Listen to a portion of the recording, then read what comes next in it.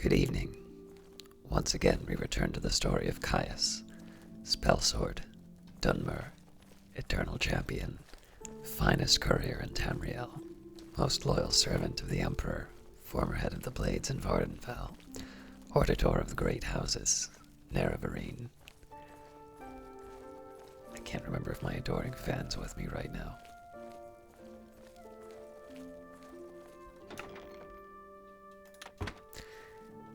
I will confess, it is quite early. Quite early in the morning, so I am also struggling to remember exactly what we were up to.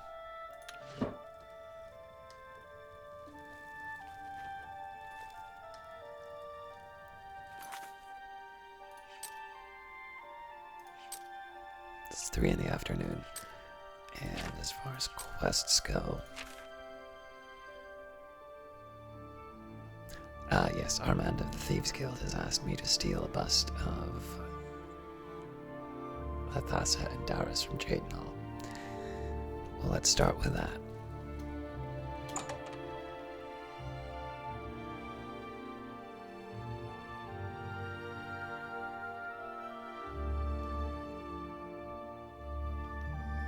I'm sorry, actually, I'm going to check a setting very quickly. This might cause a crash. Just wanted to make sure we were recording on high resolution. All right.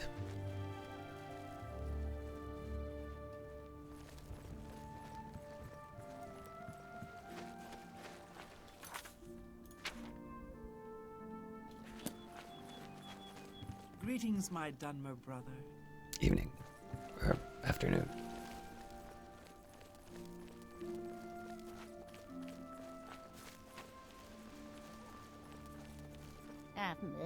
Me children will thank you for your help. I'm looking for a bust of Lethasa in Darius. Sure, I've heard about it. What's it worth to you? 15 coin seems about right. Count Darius recently commissioned a bust of Lethasa. They say the elves carved it. He put it near her tomb in the chapel undercroft. He also posted a guard so that her tomb wouldn't be disturbed. Used to be anyone could visit her, but now it's off limits to the public. There's a rumour going around that the undercroft may be haunted.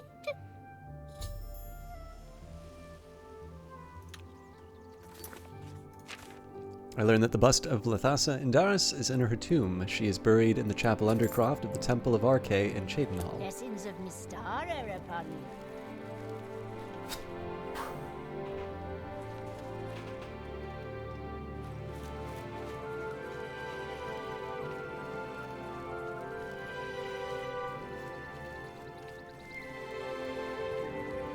I don't know why, it just feels like I'm moving a whole lot faster.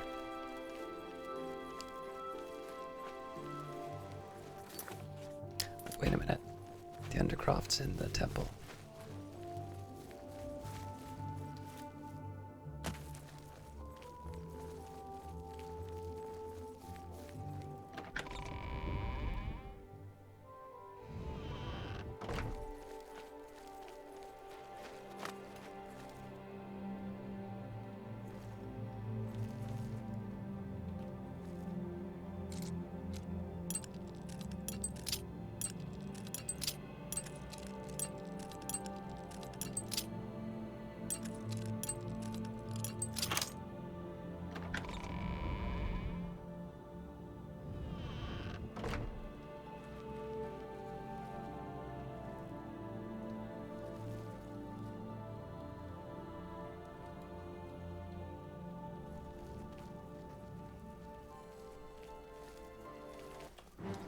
Ah! Ha! You'll never take me down! You're pathetic!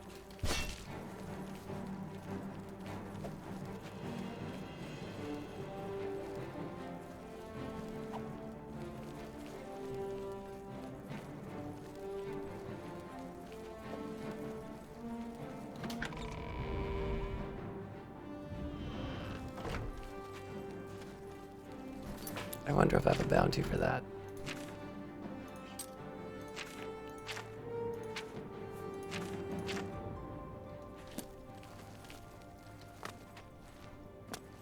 Yeah.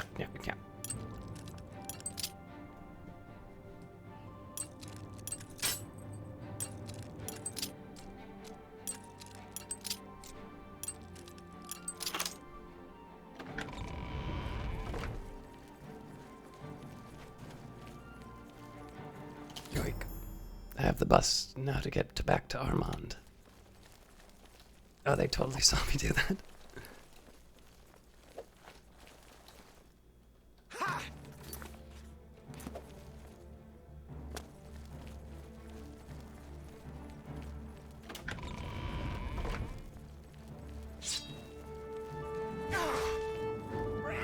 What?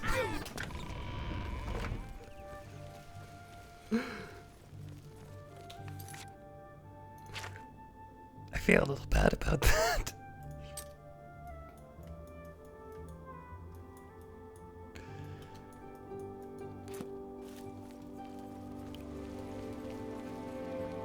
Alright, I'd really rather not go all the way back to... I'd really rather not go all the way back to the Imperial City just for this.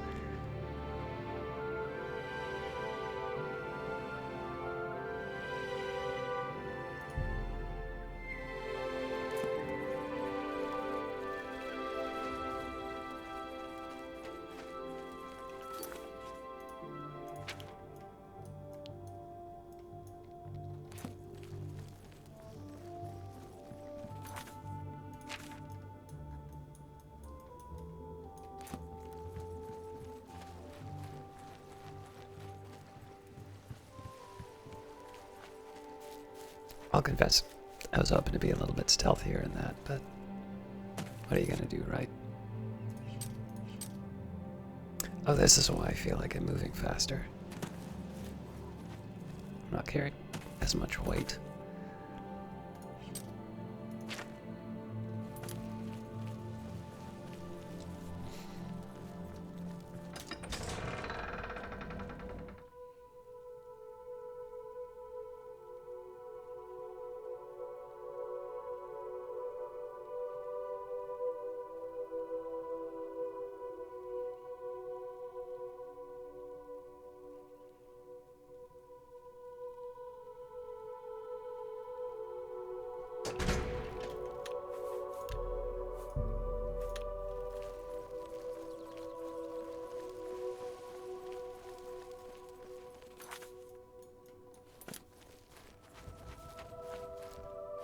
I suppose here I'd normally take a horse, but I don't know if there's really a path to... Doesn't really feel like there's a path to Azura's shrine. I think I'll just head out on my own.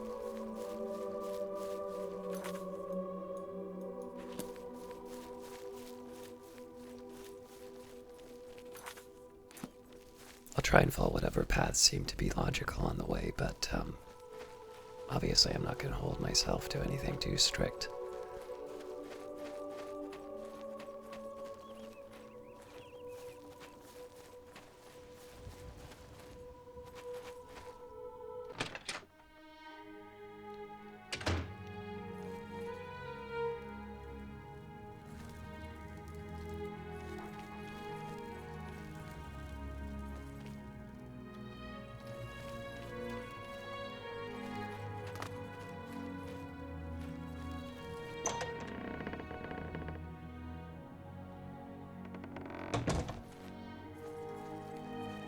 There was something about getting into a fight with a friend.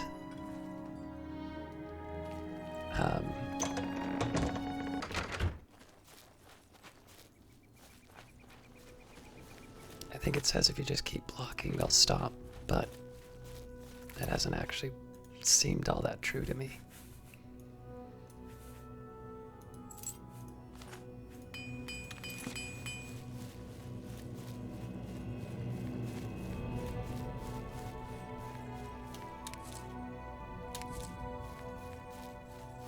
Alright, this is one of these times. Again, I just get to admire nature and Maybe get some materials on the way.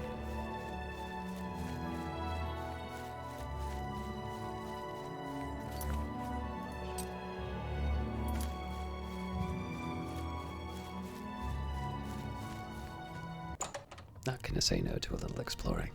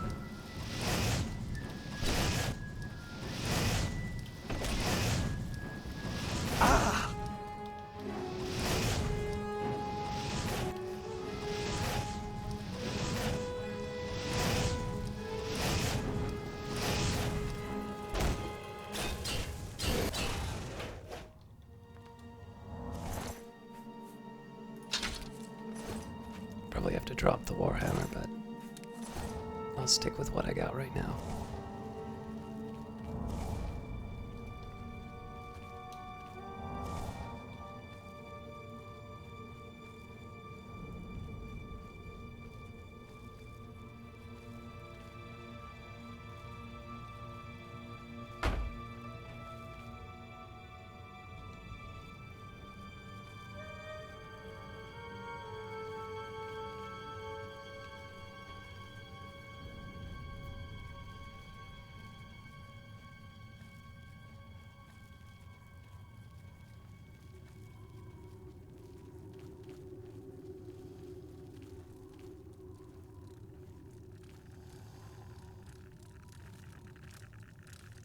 Surprise.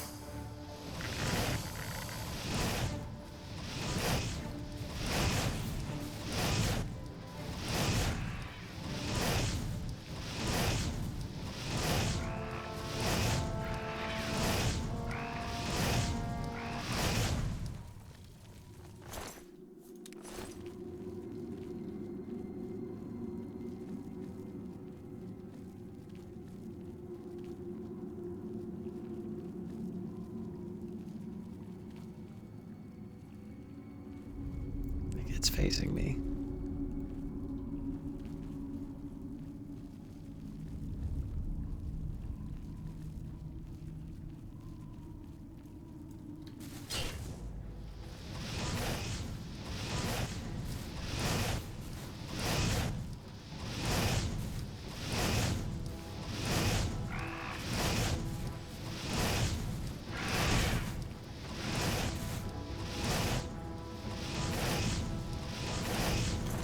I know it's something else.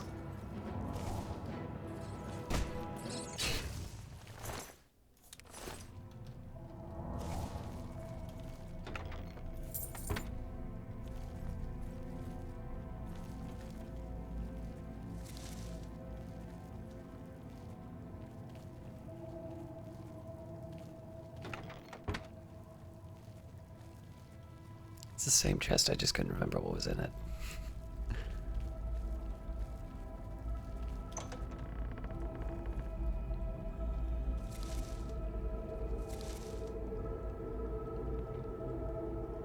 I think they'll probably see me, but no.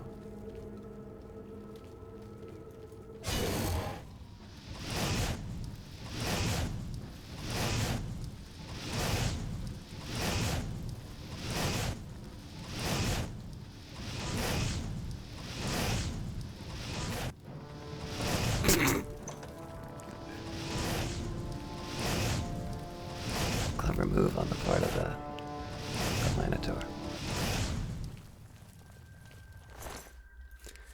Now, given that there was a bit of a stutter, I'm just gonna get a save in here for safety.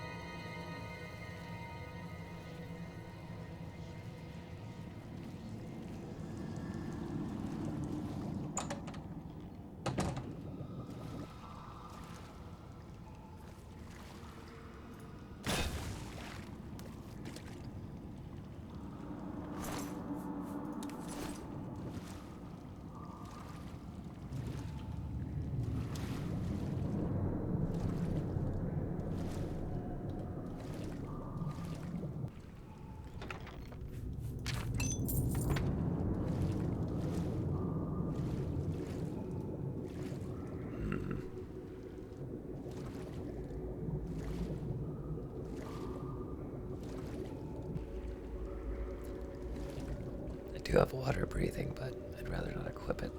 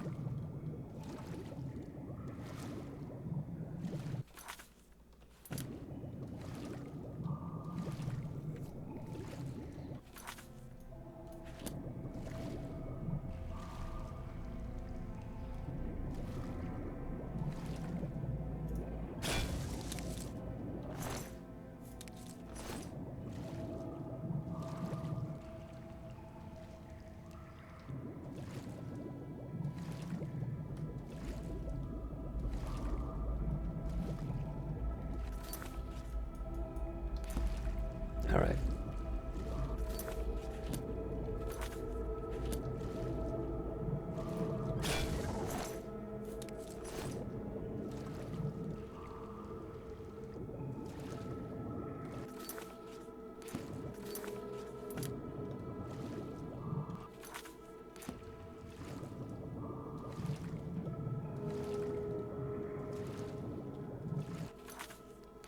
Not quite sure what I was doing down here, but happy to get a little bit of loot.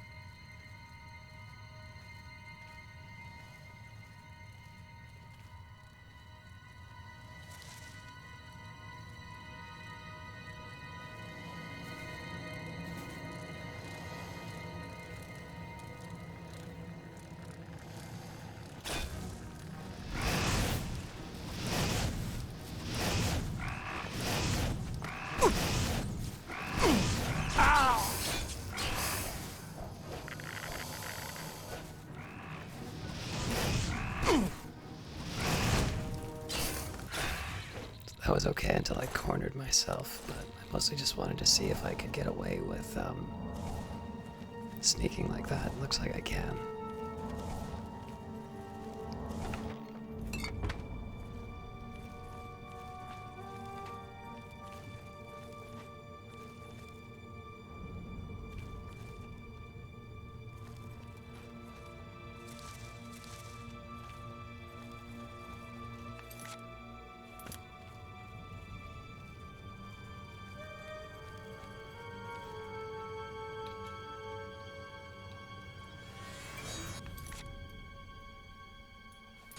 Oh, this is another branch.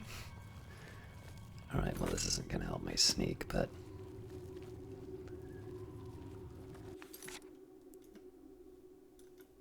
Ah.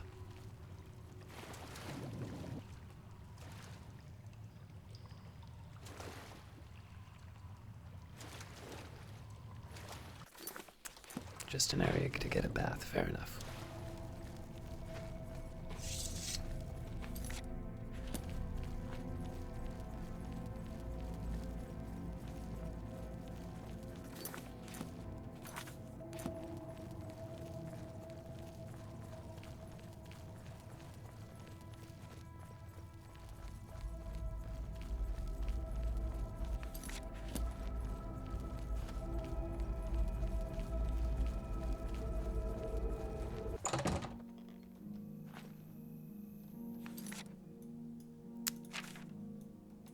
Alright, so it's a nighttime journey to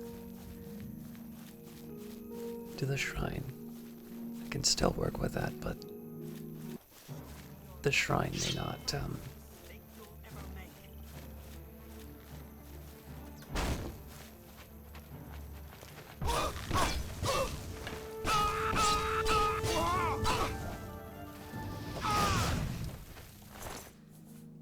I stood in the fire to channel it.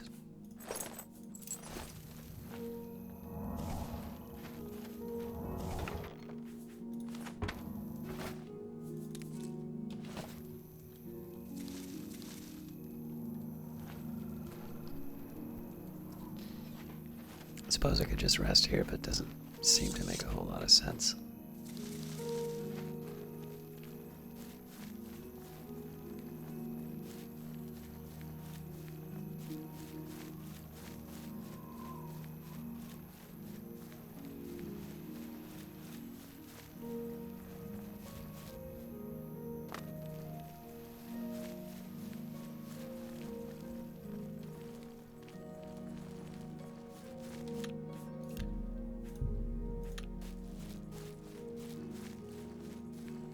So I think this is just to get bound weapon and armor. The dragon dreams, but the hero gleams in his eye. You have gained the dragon dream greater power.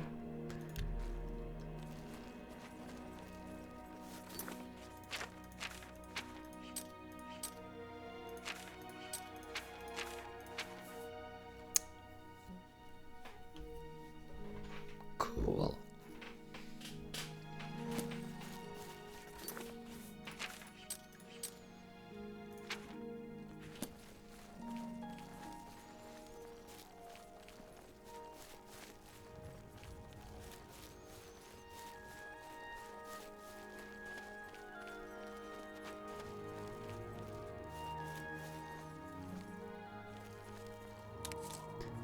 I'm sure once I get to the shrine, there will be a more direct path that becomes apparent. Probably was even in Modern Heretics. For the time being, I'm just going to rely on my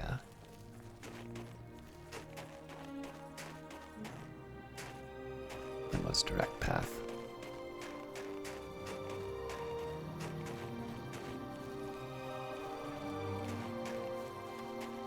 Wondering if I could see the two moons. No such luck. You draw power from the well.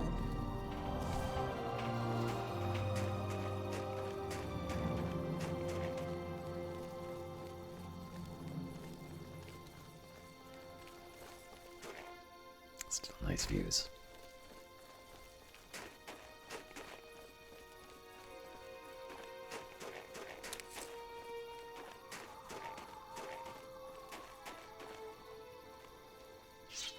You know what, we don't need to...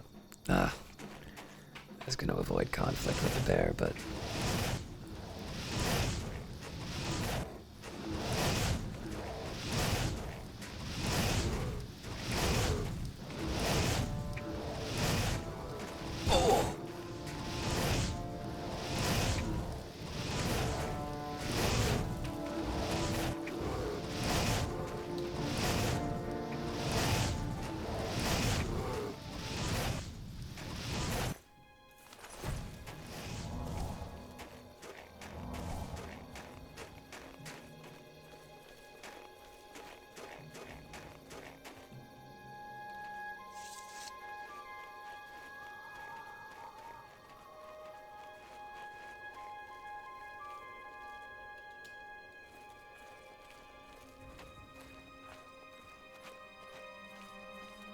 You have entered a holy place. What is your business here? Looking for the Shrine of Azura. This is the Shrine of Azura, Queen of the Dawn and the Dusk. What is your business here, traveler? Luke, I wish to summon Azura. If you wish to speak to the lady, visit her shrine at dawn or dusk. Leave her an offering of glow dust, and perhaps she will deign to speak with you. Hear any rumors? The 9 divines are boring. Daedra? They're never boring. How do you feel about Akatosh? We serve her will. You have been told what you must do to speak with Our Lady. What more do you ask of us? Got any glow dust? You have been told what you must do to speak with Our Lady. What more do you ask of us?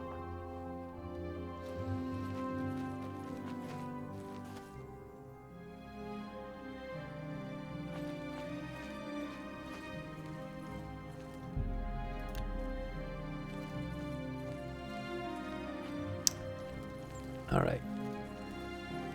So I think the real challenge here is I don't know where I leave the offering of glow dust.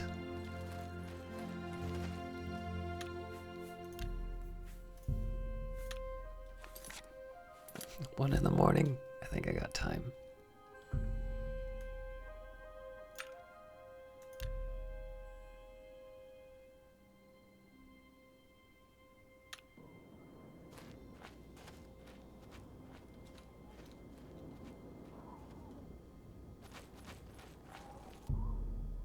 Do you wish to offer glow dust to the altar of Azura?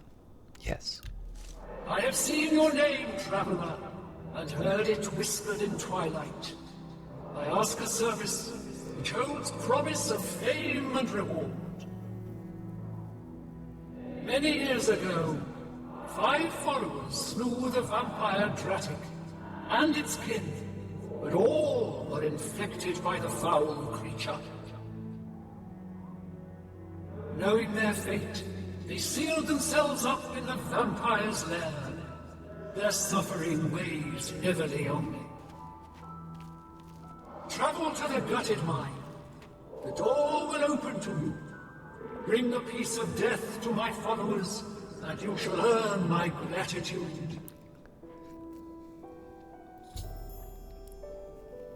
When Azura was summoned, she told me the tale of her followers who trapped themselves in the gutted mine. She wishes me to find them and kill them, releasing them from their vampiric existence.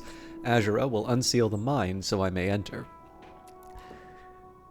Well, I'm glad for the clarification. You know, when she said just kill the followers, I was gonna use the most available ones. If you guys have an idea of what you do, never mind.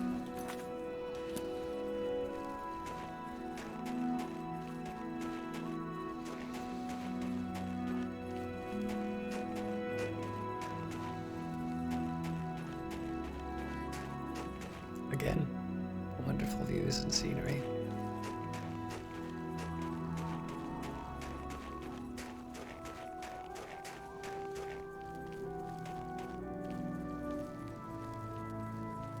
So it definitely feels like these shrines are really out of the way, so I'm gonna have to find a more reliable way of finding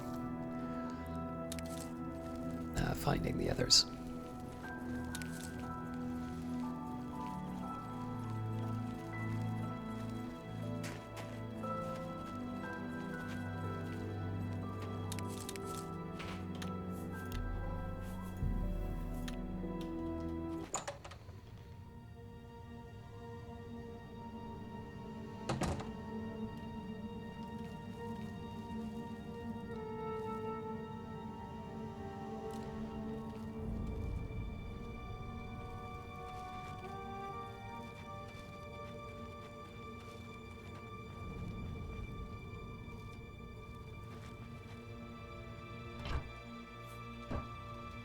Huh?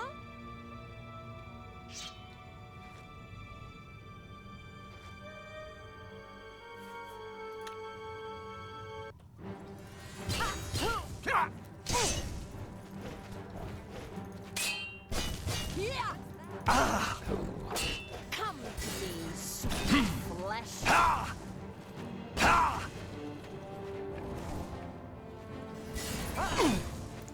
They are no Show me joke. what you got.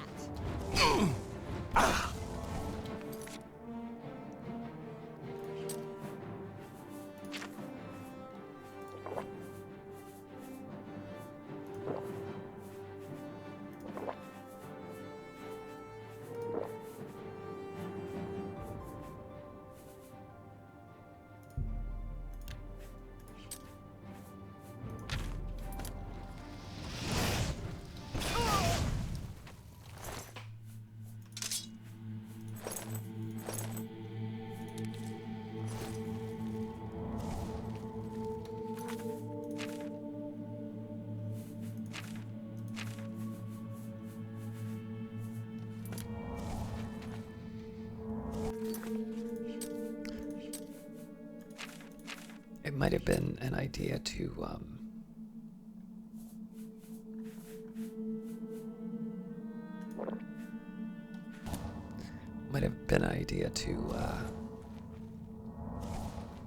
what am I trying to say?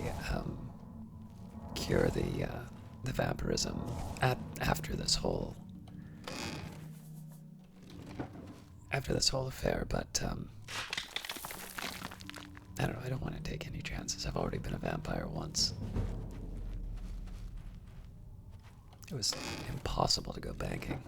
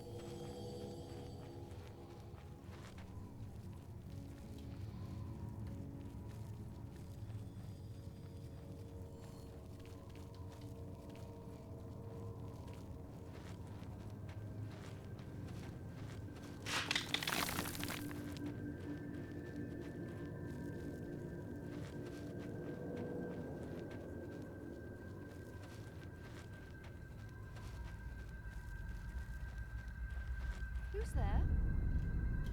Who's there? What's that?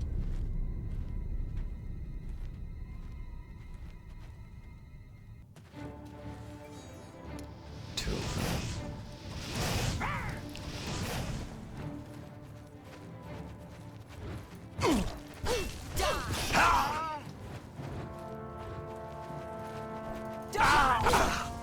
Come here! I thought that's more. Do your worst! Oh, caught.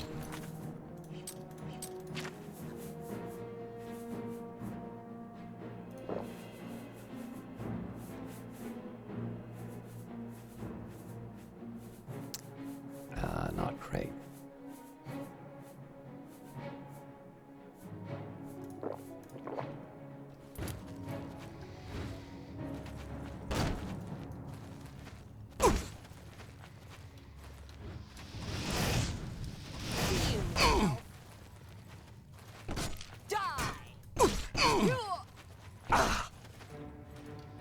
This ends here. Am I supposed to be whole?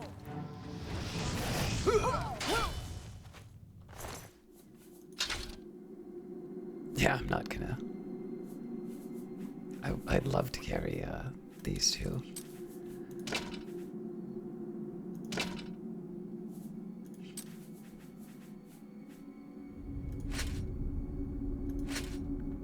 Close.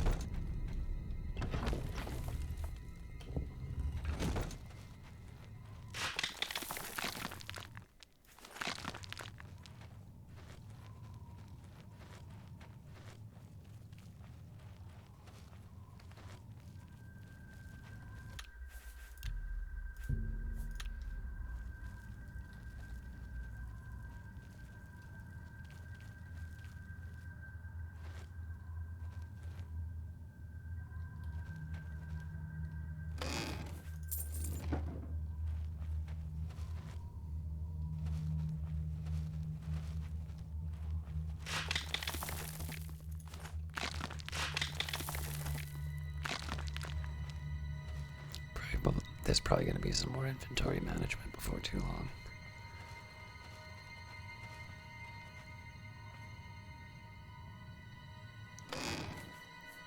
The question is if I try and go in for the sneak or not, because they're usually very good at spotting me.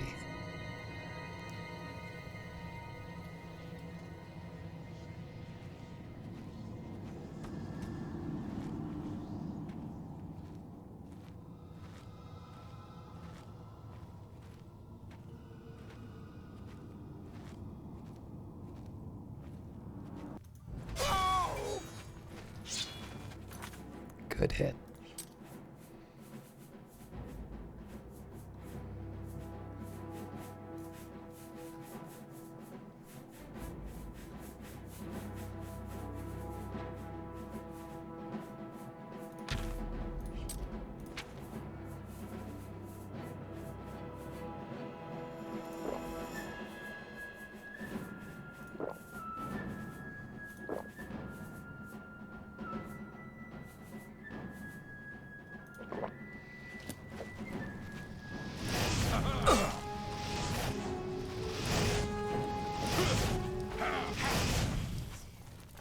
Probably a bit of overkill, but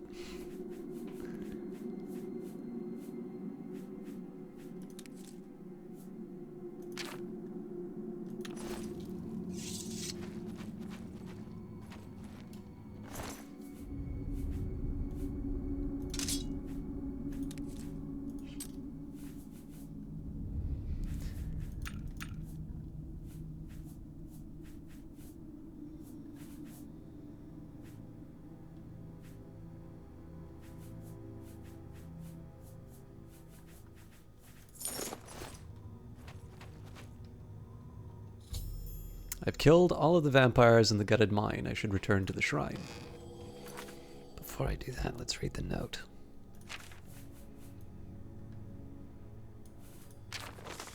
This worn, faded note was written on a scrap of parchment and secured by a piece of rawhide to the vampire's neck.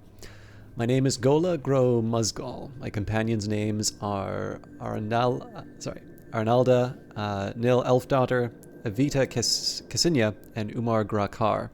The vampire Dratic died by our hands, but the price was dear. Those into whose hands we have fallen, we thank you and pray your favor.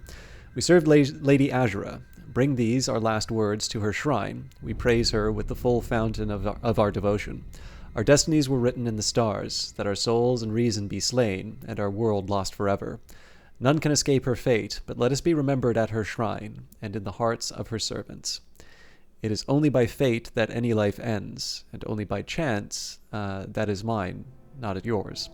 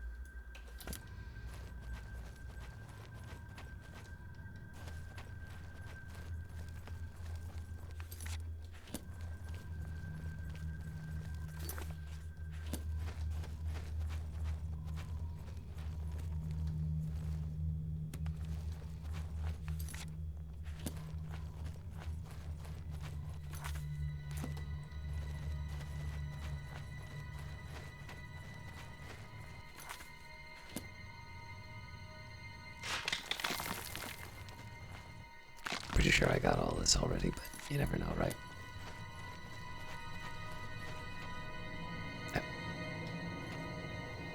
We.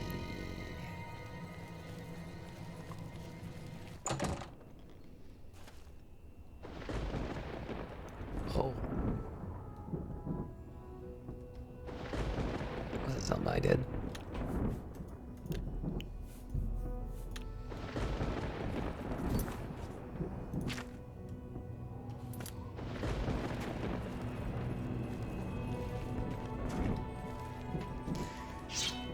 Alright, well, this portal ain't gonna close itself.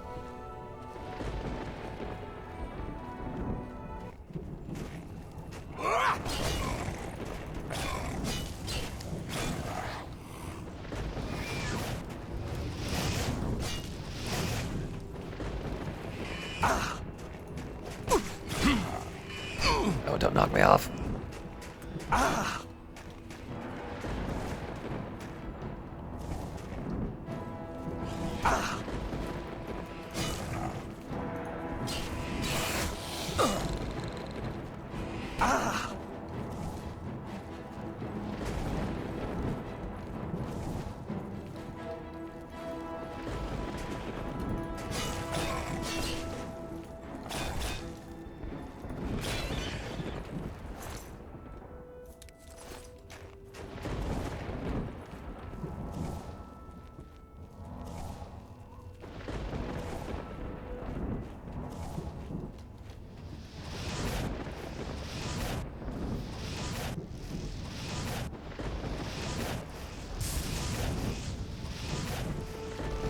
No kidding. Thanks for the info.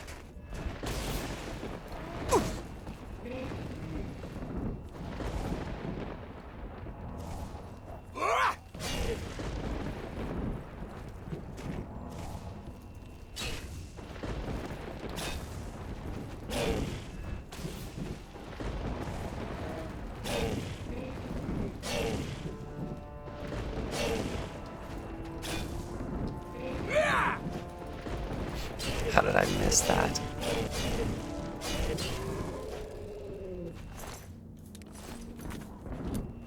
Alright, let's get some repairs in before we go in, and this will be one where we definitely just try and rush through the...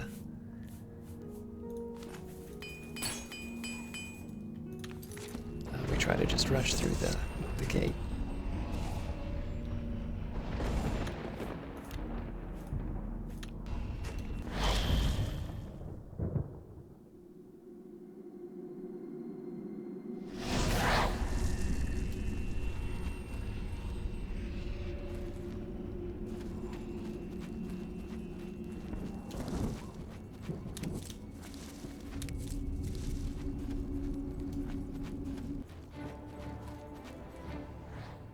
That's something new. I haven't seen a portal like that yet.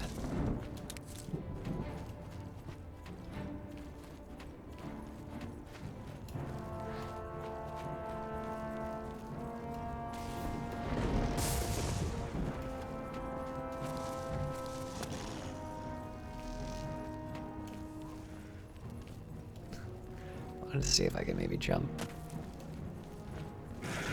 Alright, that's the one I want to get to.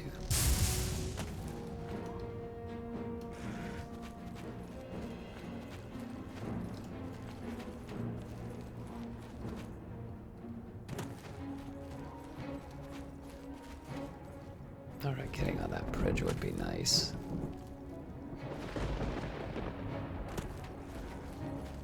Maybe not necessary, though.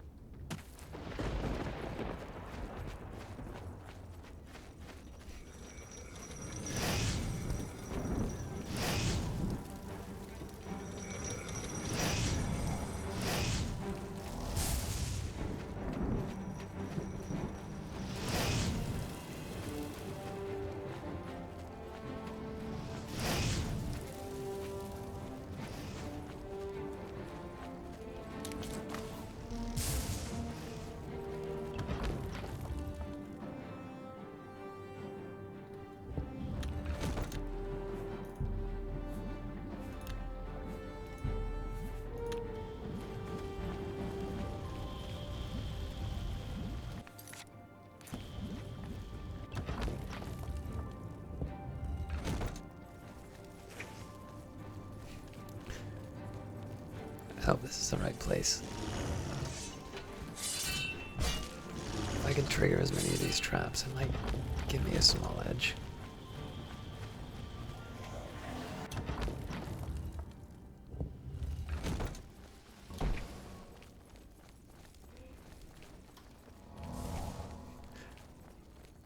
Turns out speed's my dominant trait.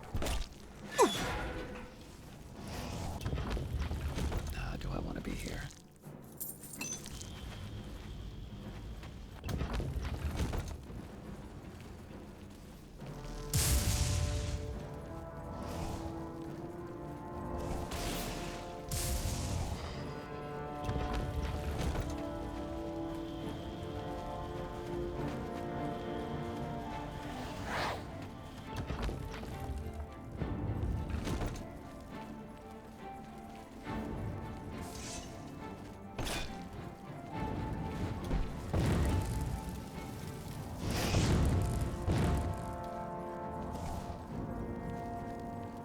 This might take a second to open. Never mind.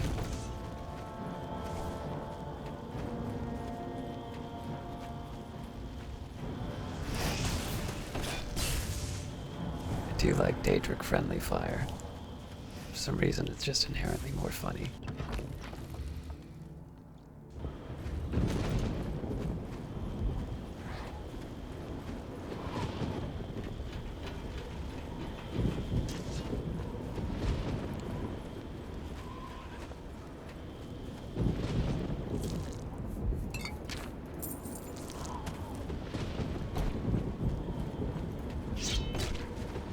Oh, premature.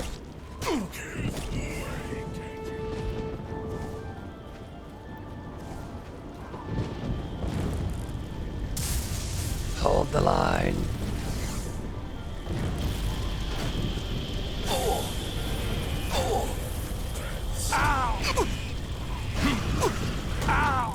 You're kidding me. Oh, that's so disappointing.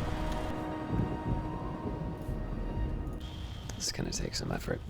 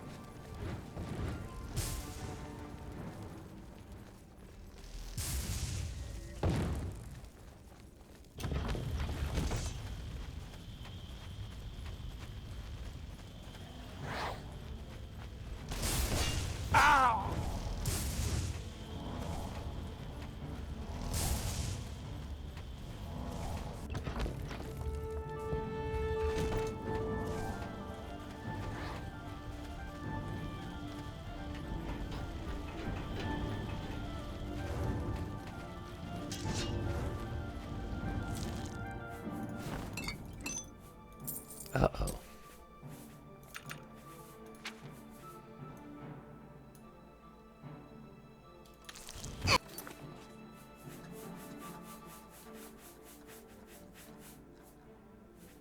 It's probably a bit optimistic. Bet I can drink a potion.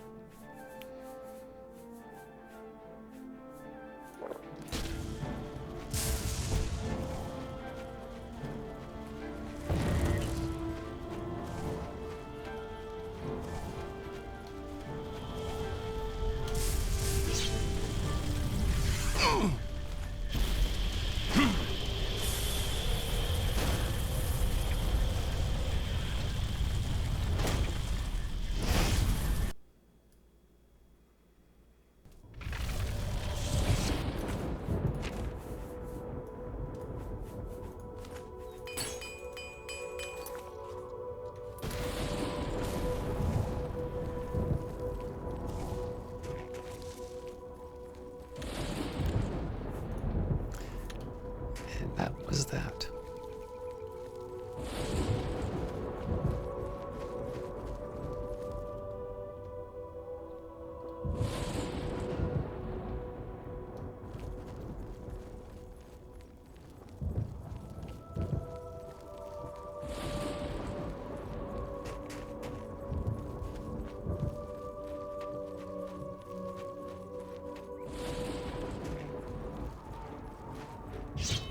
I'm in no mood, bear. Don't even get a pelt off of this.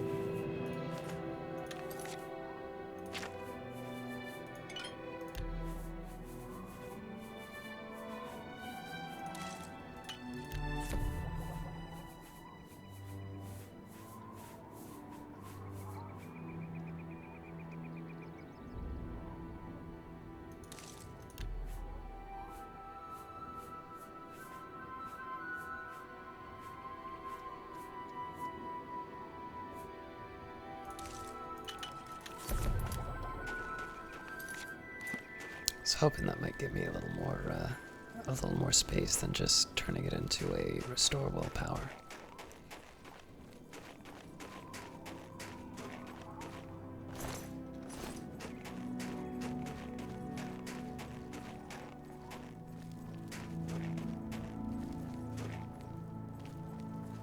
What is your wish?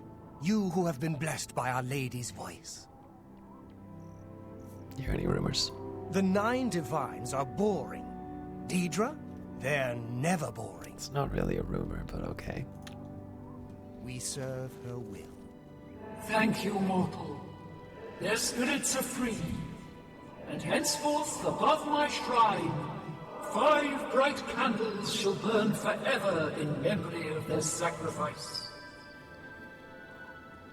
For your service, take this token, that your deeds might be entered in the Book of Fate.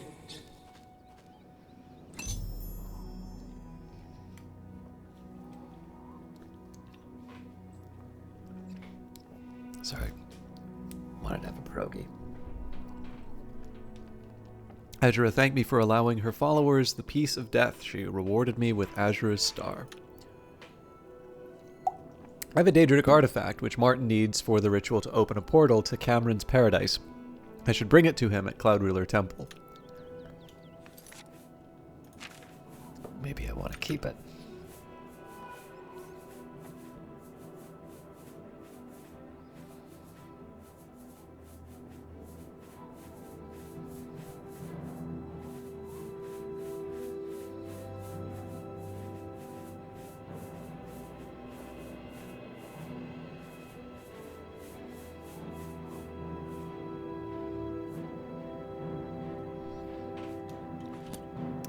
Alright, so before anything, I'm heading back to Chaden Hall.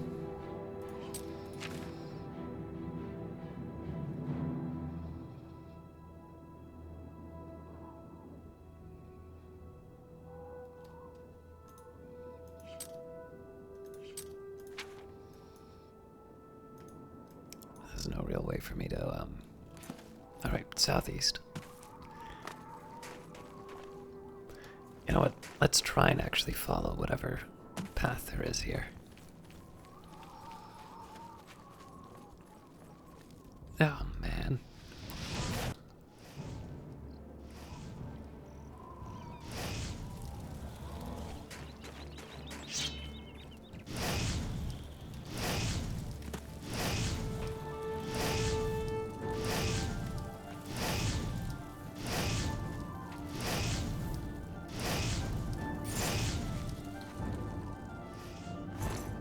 I mean, I guess this is how they get you the glow dust, but...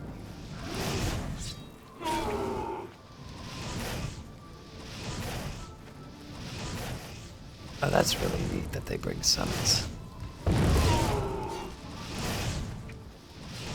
Let's get this over with!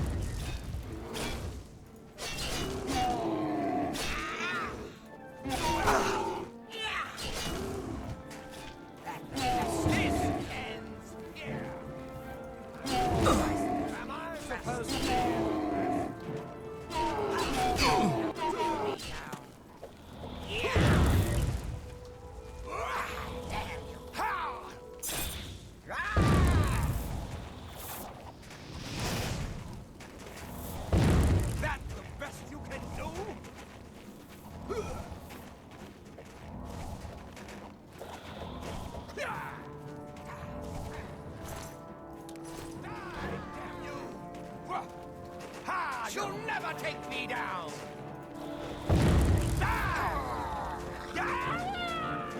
Let's get this over with! I'm trying to do this in a way that doesn't hit. Warming up, you pathetic worm! Let's get this over with!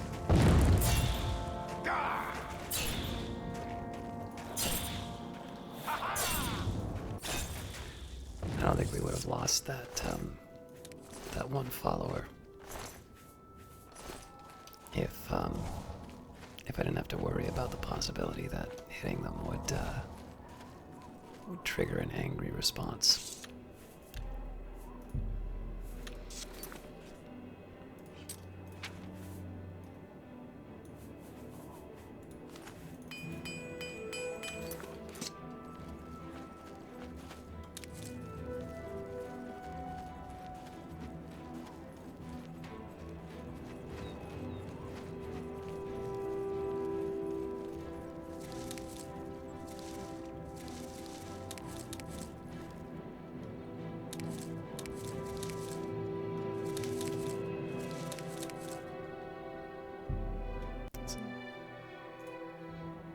The stone stirs under your hand. Do you seek its conjured weapon and armor?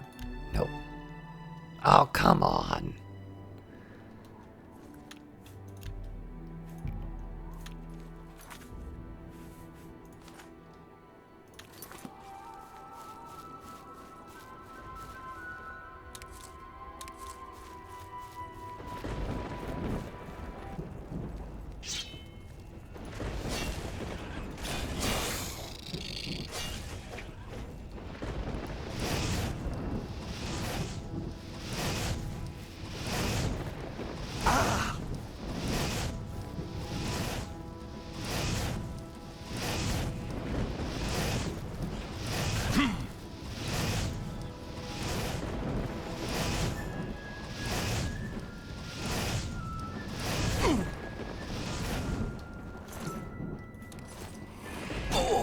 Nuts.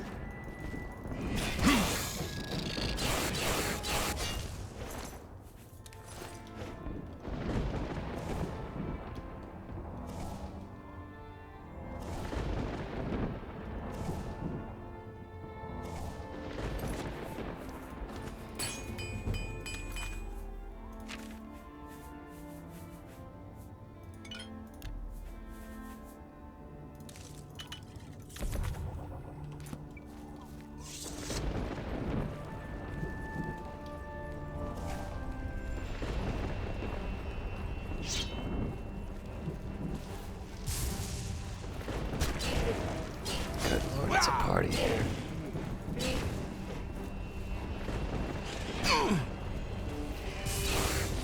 Why am I stuck?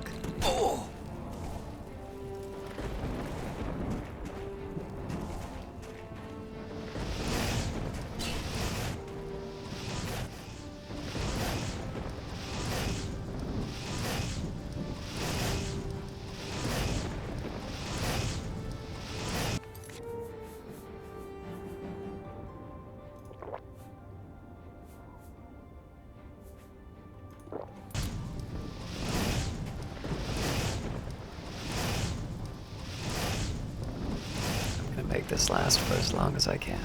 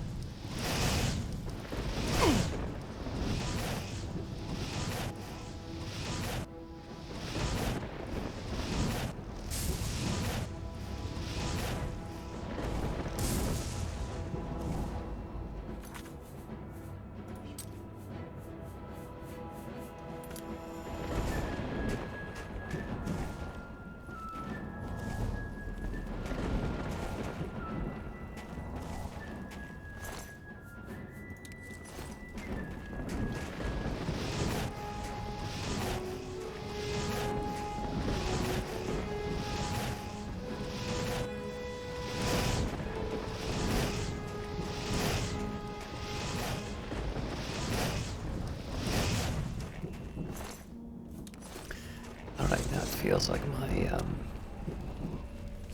my offensive spells don't quite have the same punch that they do, so I'm gonna guess that that's not as bad as I thought, but let's get some alchemy done.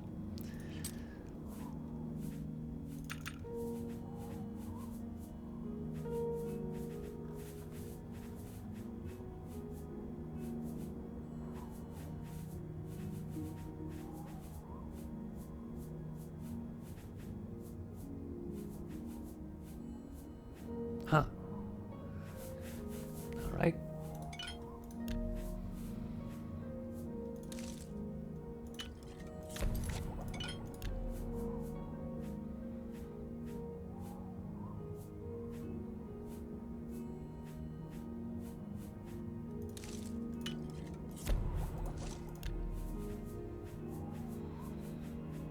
This is the one time that Minotaur Horn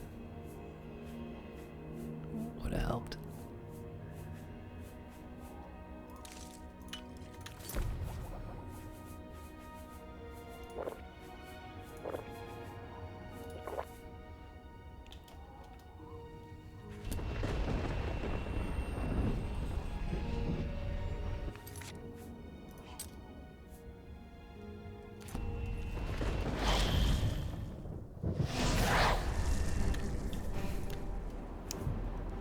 Welcoming committee.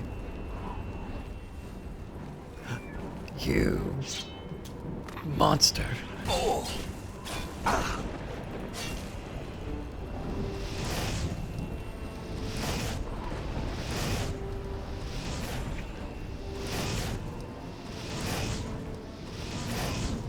Ah. Oh.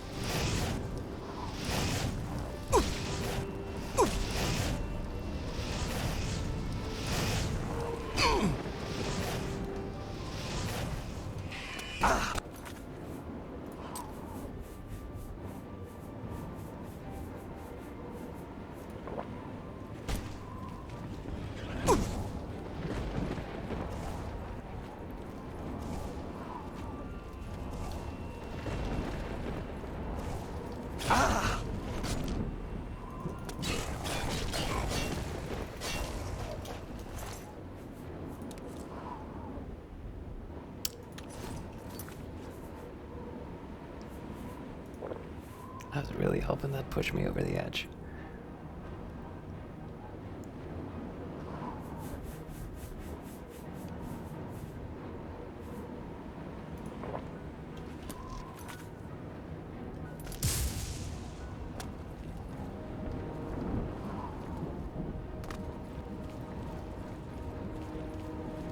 Not quite what I had in mind.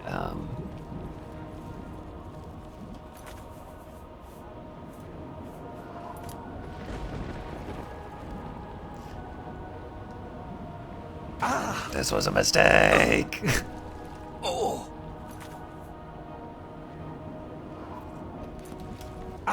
Oh, so close. There's a principle involved with the horse murder, though.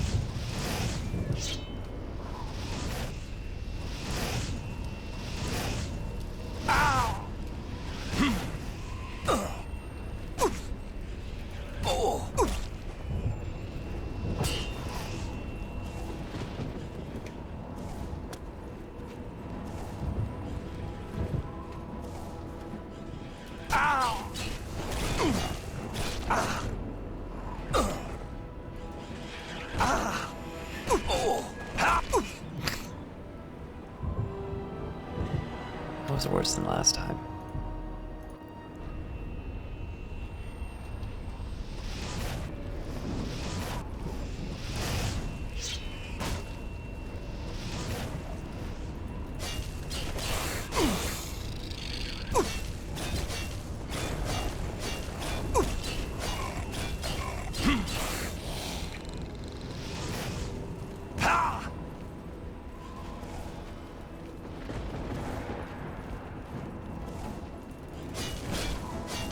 Found one.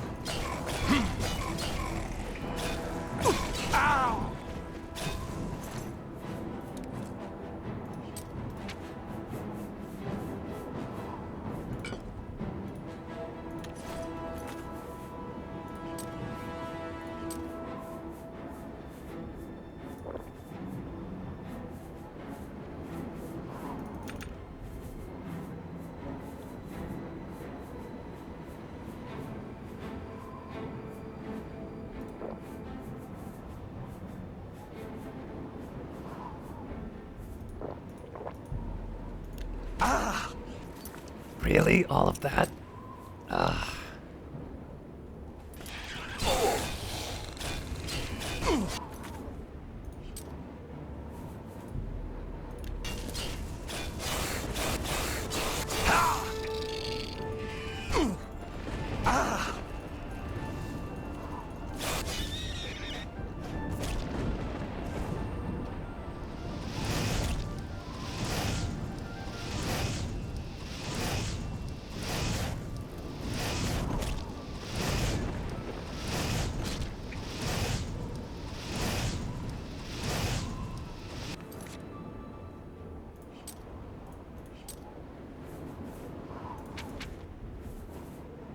I didn't know I took out reflect damage.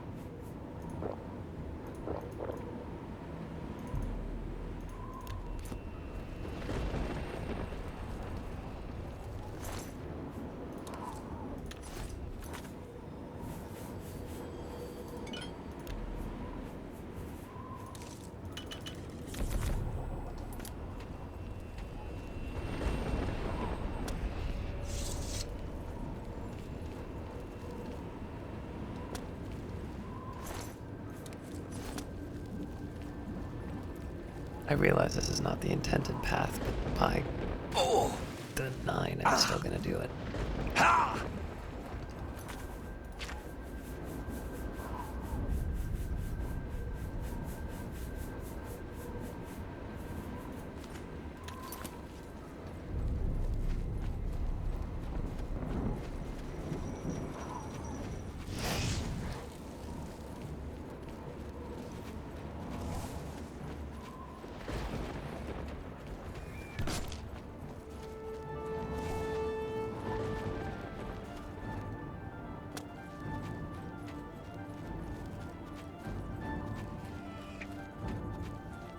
Alright, that gate's gonna be a problem.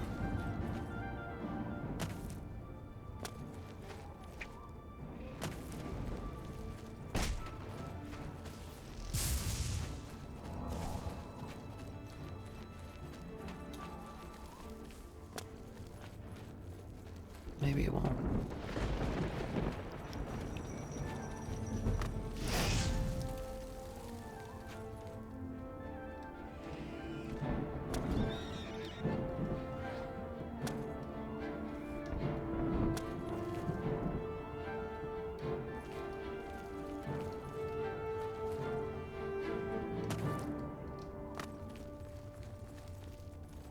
Close. If I got hit by something, I'd probably be able to make it.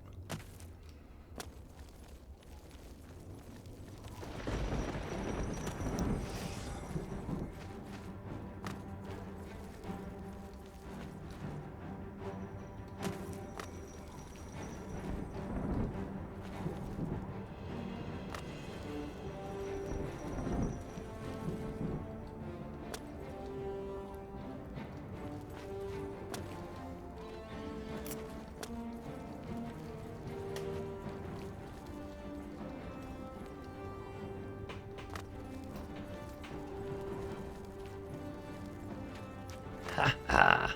The day is mine.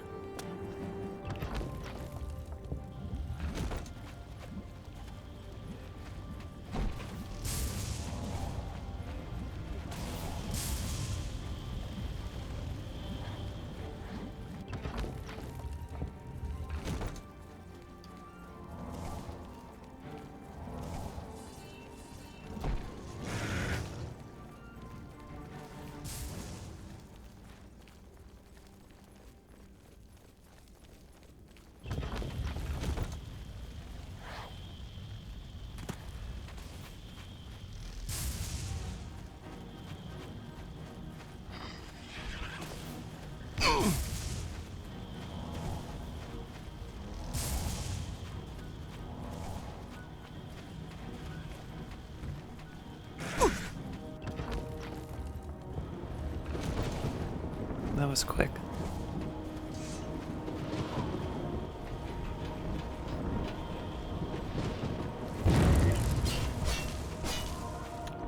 Okay, this is not an opportune time to do this, but just in case. This is my insurance policy.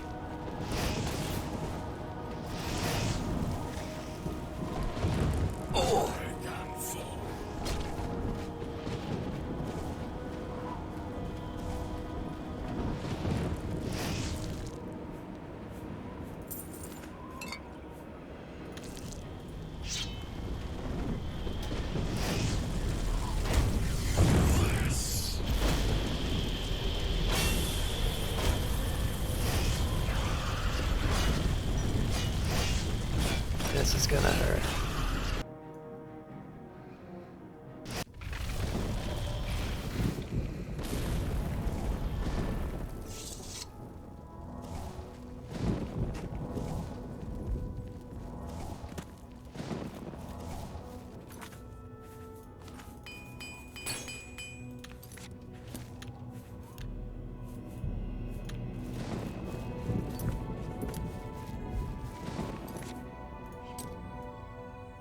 I never would have guessed.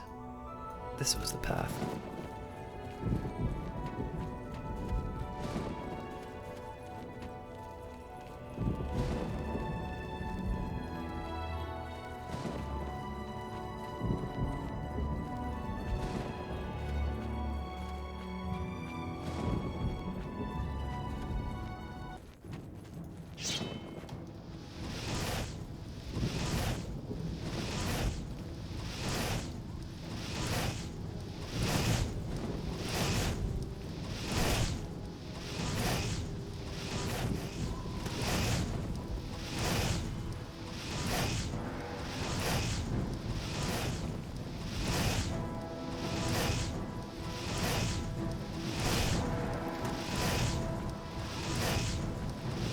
Doesn't exactly look like the most competent combatant when he's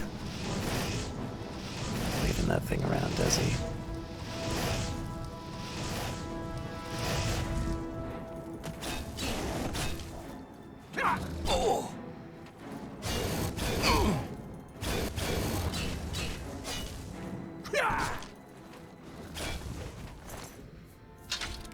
Why did I even think I could carry that?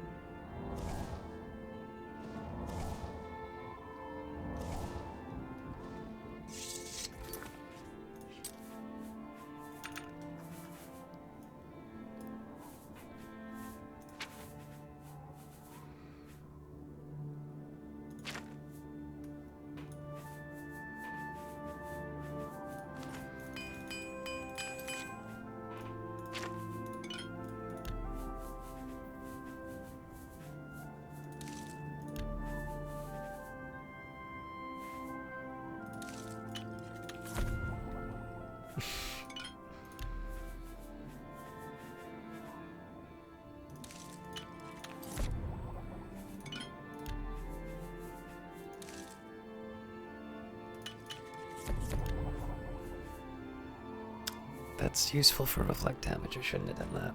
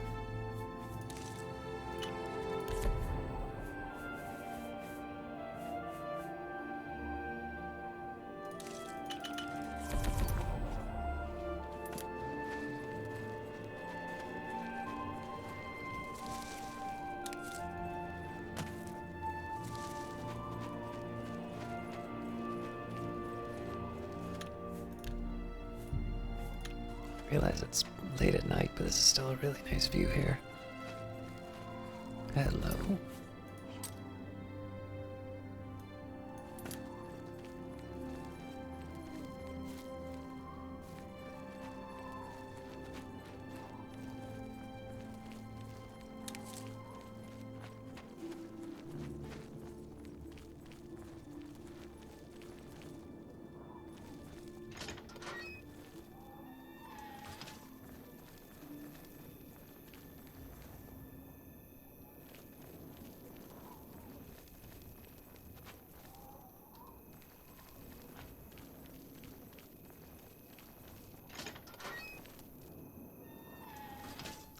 Probably best I just leave that alone for now.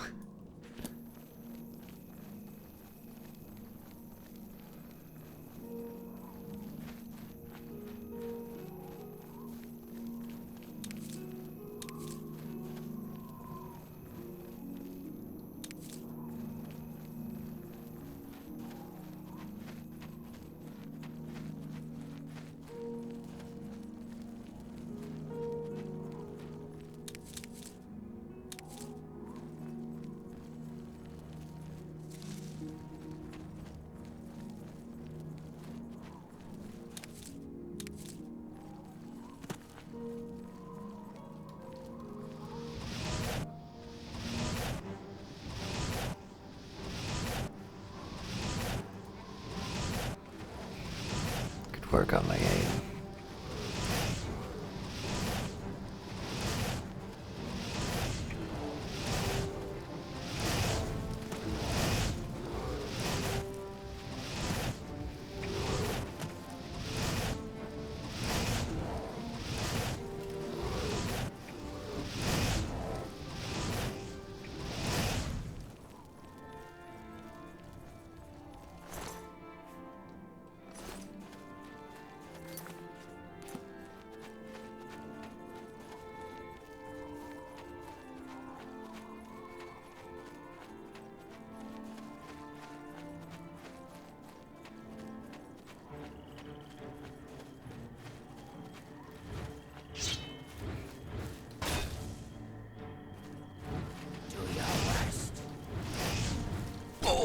Wish I had a spray bottle.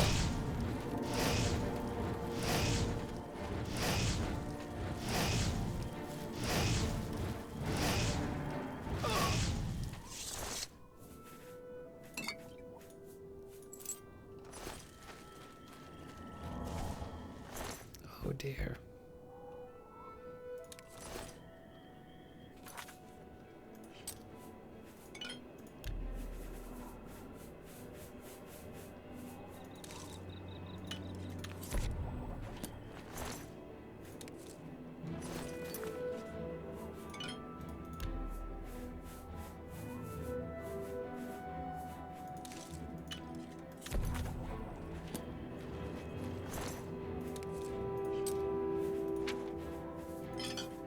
Oops. I suppose dropping off the mortar and pestle is one way to deal with the encumbrance.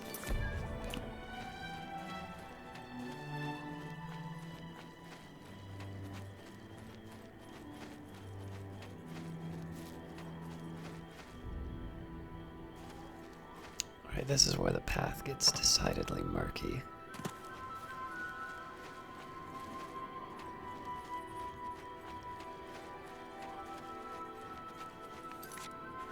In fact, this is basically where it seems to be going, directly away from Jadenall.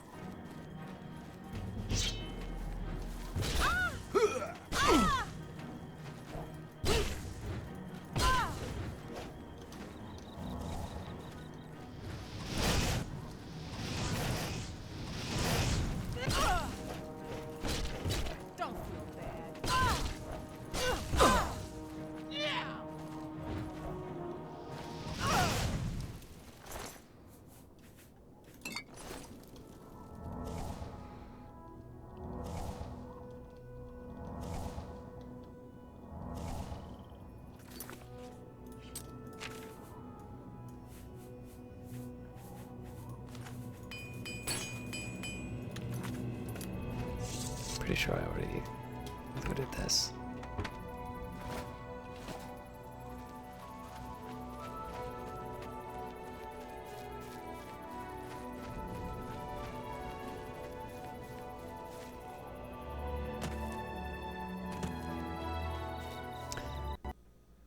I don't remember when I saved last.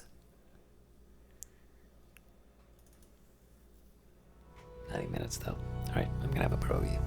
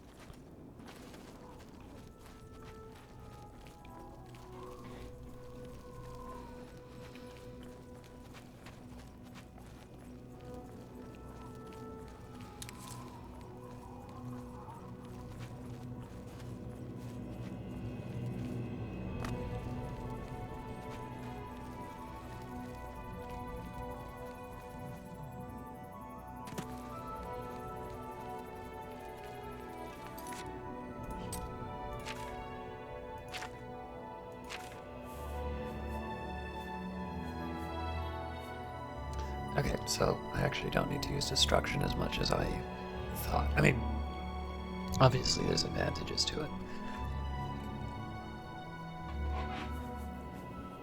But restoration's actually the higher priority now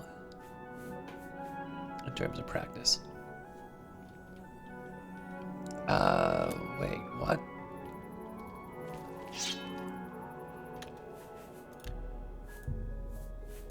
Sorry, I don't know if I just turned something off.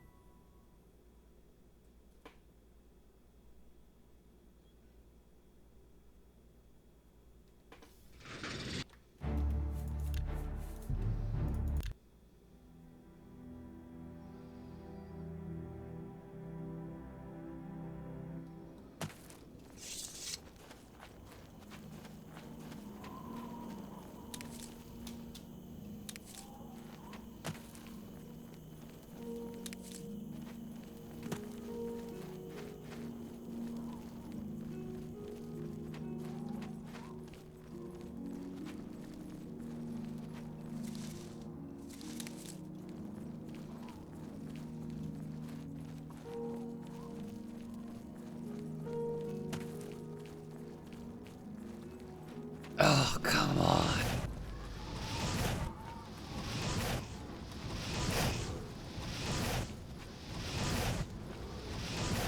I didn't have to deal with that portal last time I was here.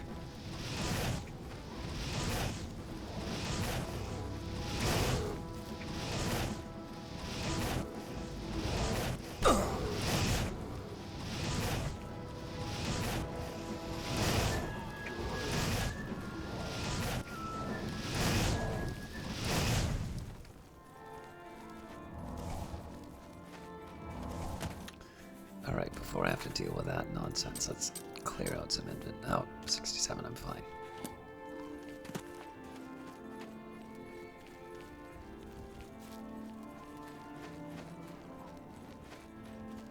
And again, for skills, I probably want to make sure I'm using blade more.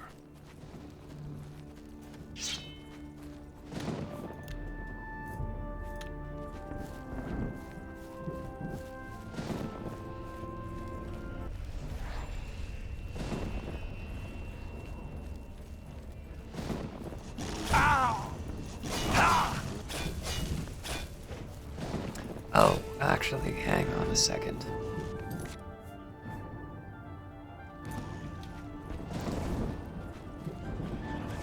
This can be a little work, but...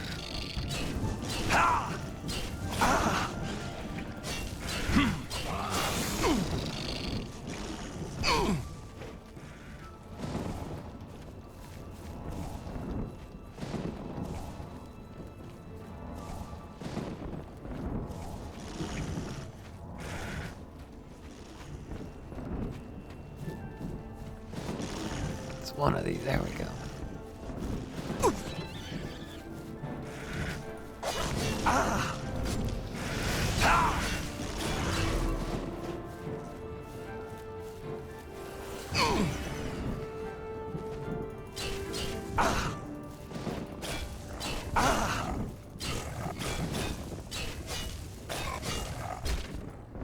Ow.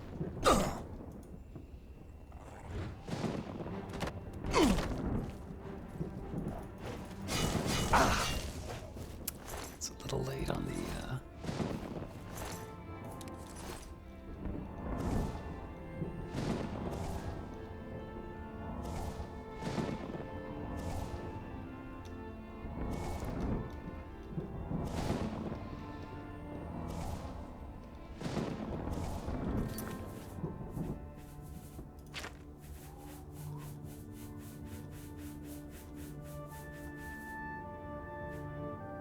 Yeah, alright then. Well.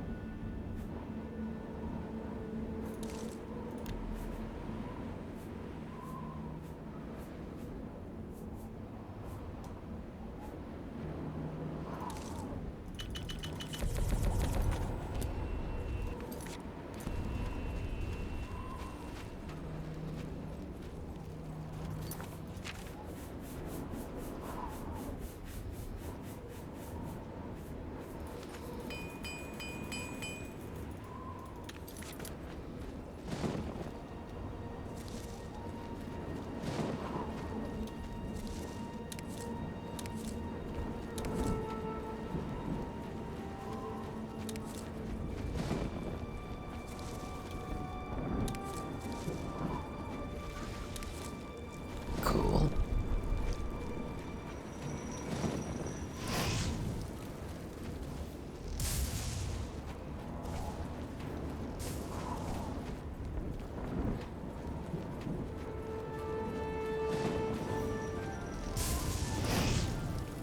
This again.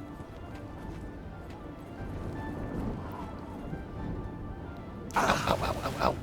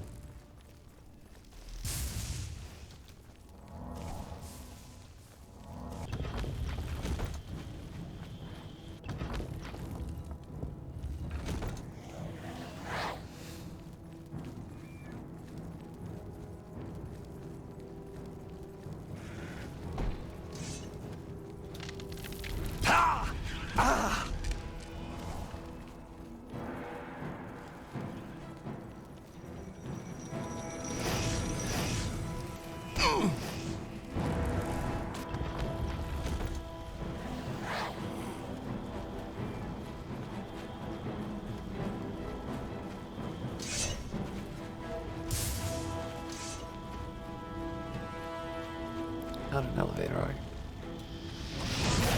Cool.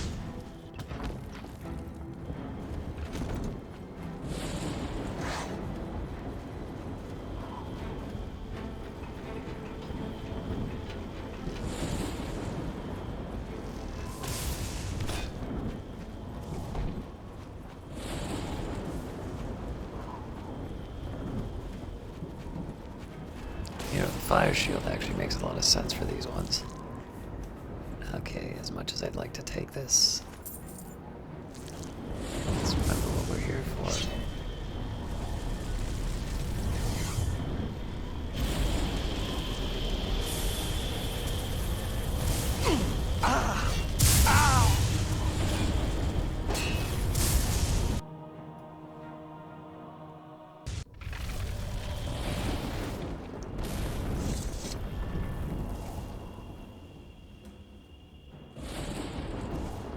Somebody come to get me? Oh, come on!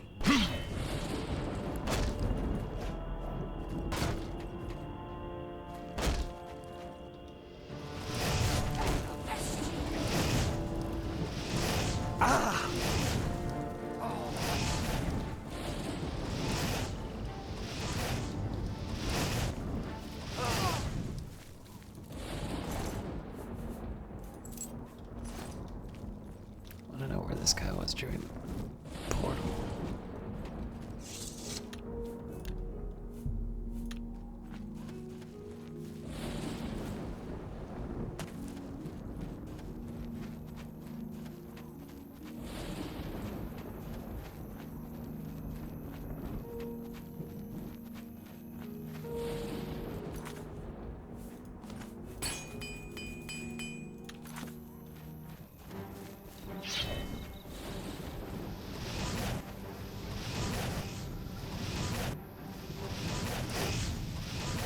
It's been a while since I've had to deal with one of those.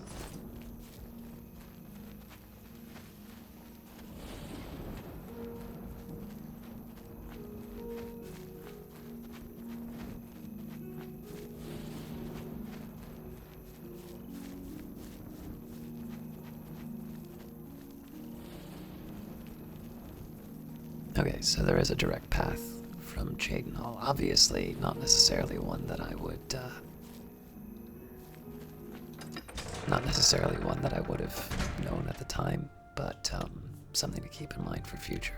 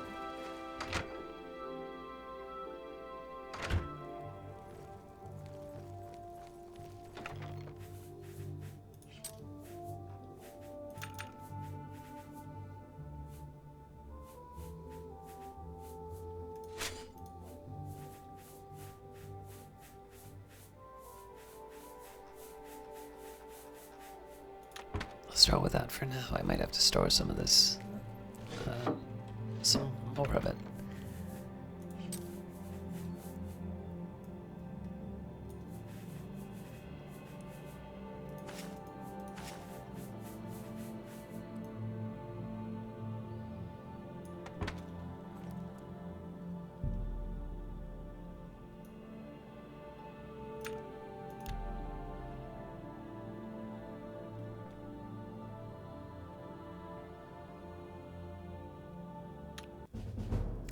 You've ascended to level 24. The results of hard work and dedication always look like luck, but you've earned every ounce of your success. feel like I should be putting more into speed than or agility than I am.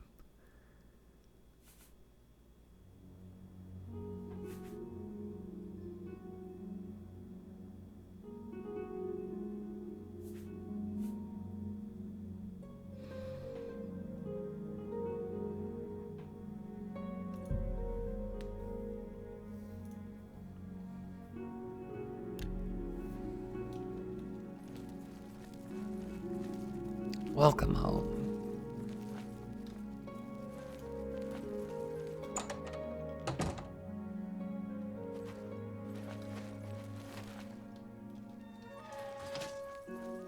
Annoying creature.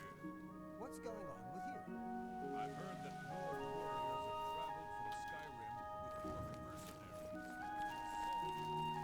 mercenaries. That orc saying what everyone's thinking.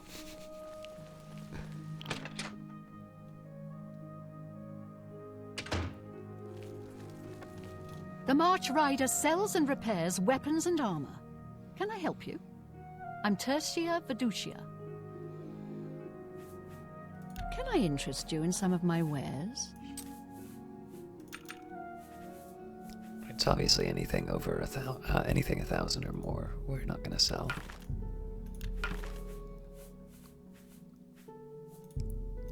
You drive a hard... You've made a...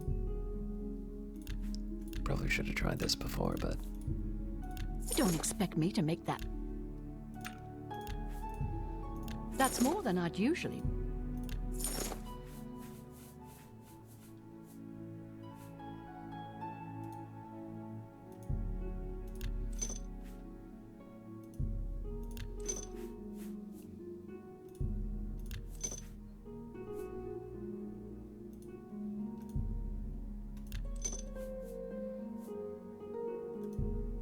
A good price for a good customer. A good price for a good customer. I'll hang on to these for now. That's more than I'd usually... That's a fair... You've made a...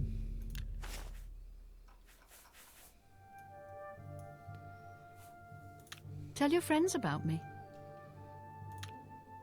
Good day.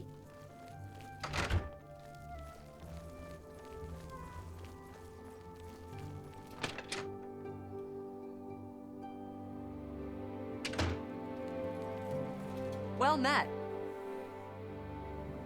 Well, have a look around. You won't find better prices in all Tamriel.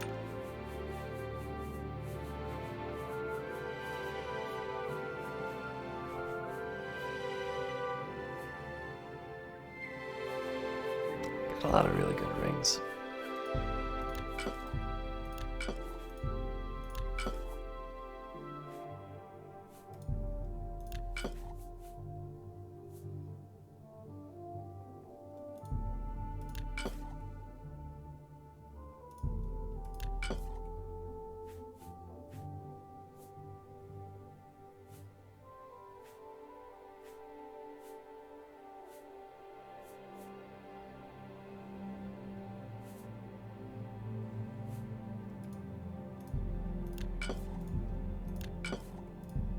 That seems a fair price.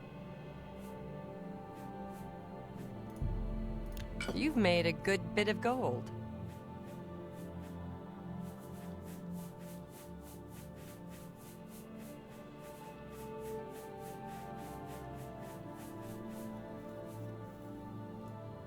Tell your friends about me. Bye.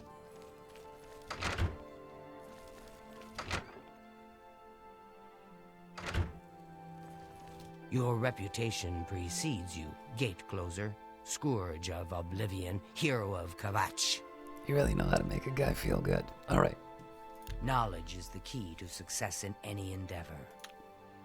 Need a book? You've come to the right place. I don't know if we've got one of these, so let's pick this one up.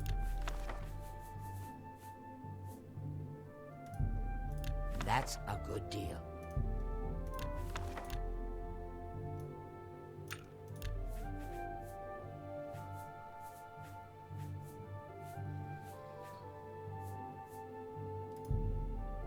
No deal.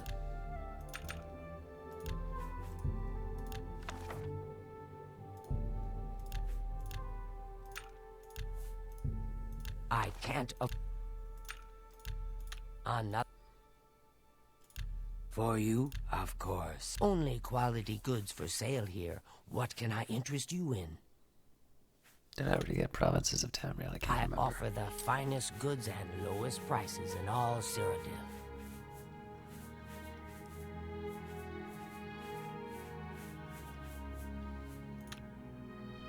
I offer the finest goods and lowest prices in all... I really don't remember if I've got this one.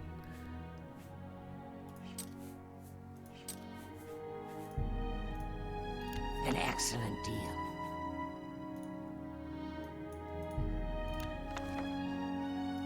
Tell your friends about me.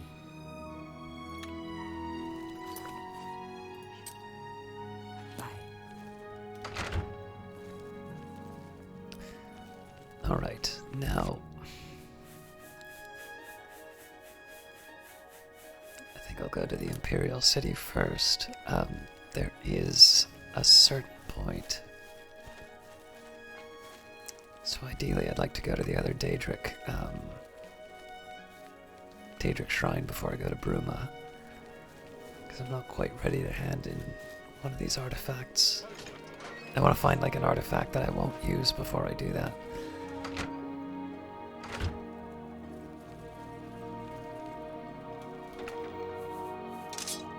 Oops.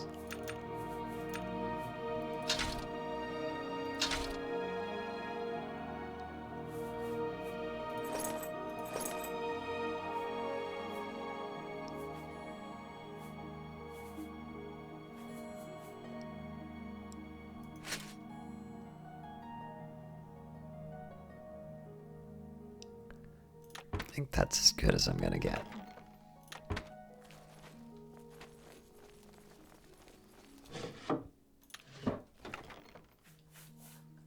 So the idea here is that I'm going to sell what I can in the Imperial City and then drop at least some of my surplus off at Bruma, which is where I normally keep my equipment. What do you want?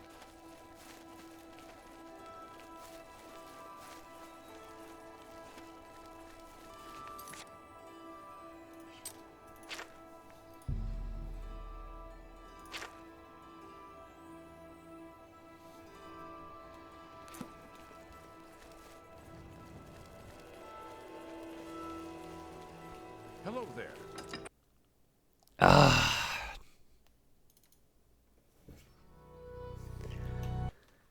Please tell me the sales got done at least.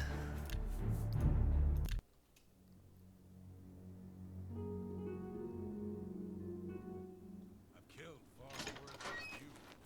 Something I can do. I'm not listening to you. It's because I don't like you. It was a simpler time. Hello. Yes, yes. Hi there. Where's my horse?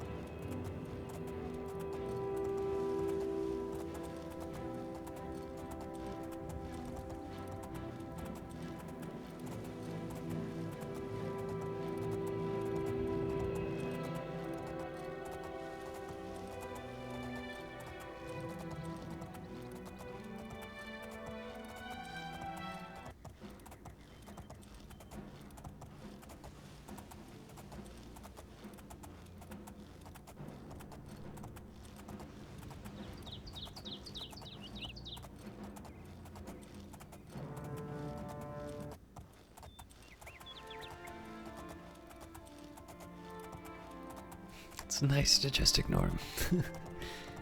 Ignore things.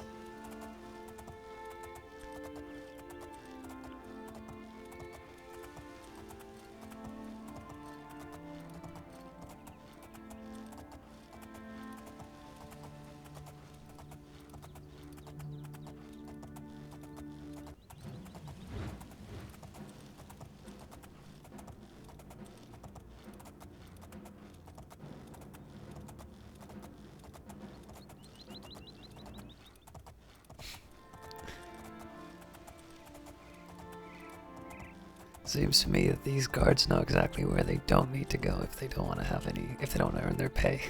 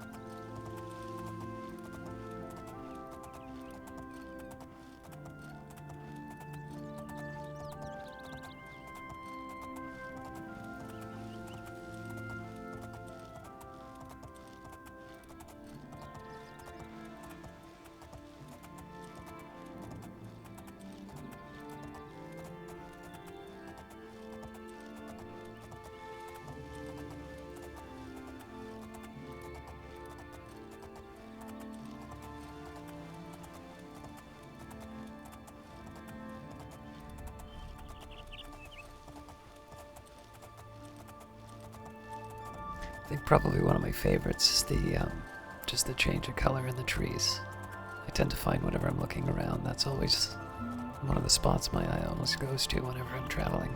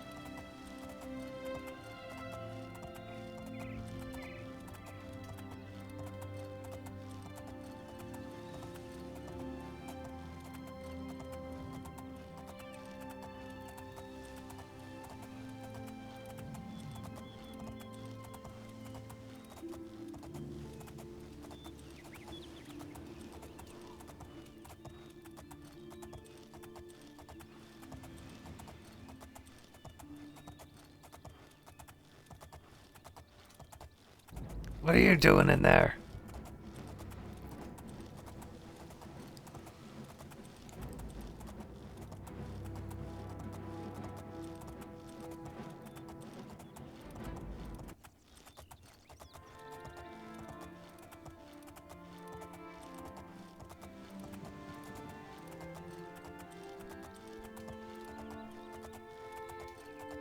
I'm used to like ogres or minotaurs.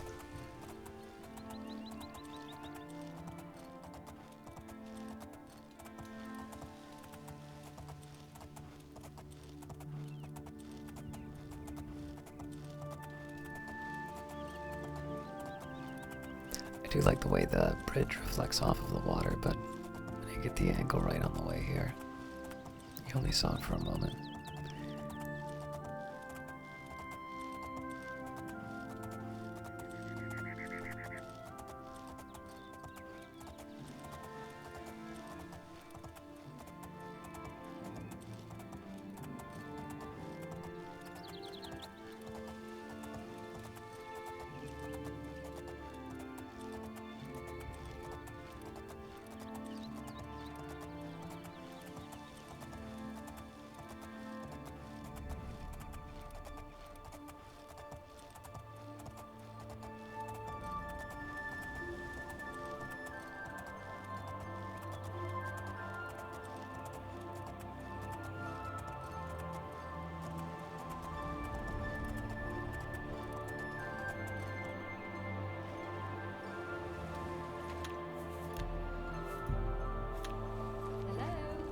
sure the adoring fan will show up at some point.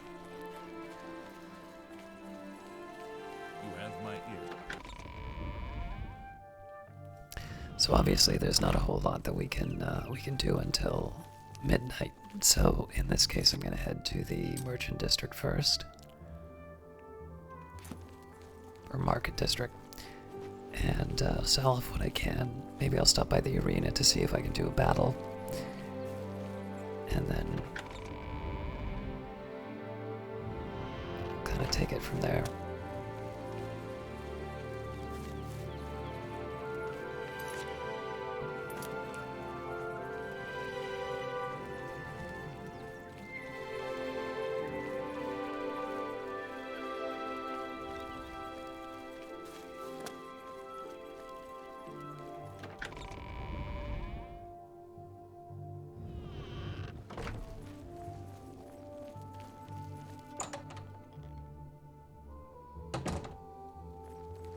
Yes? See if there's any other books What can I can get. interest you in?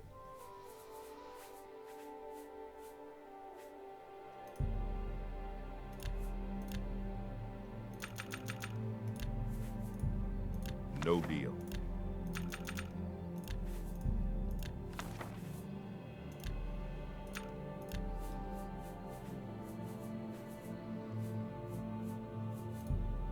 An excellent deal.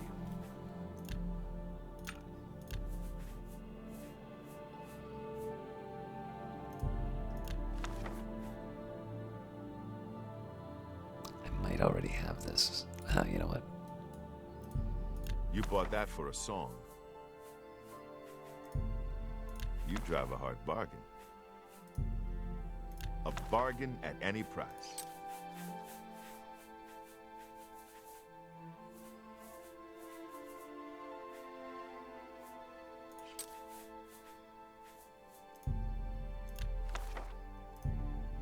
You're a fine...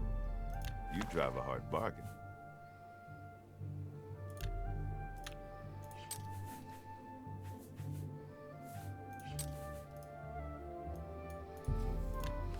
That I might already have. Another satisfied customer. Take care. I was gonna do some reading before I went on my way out, but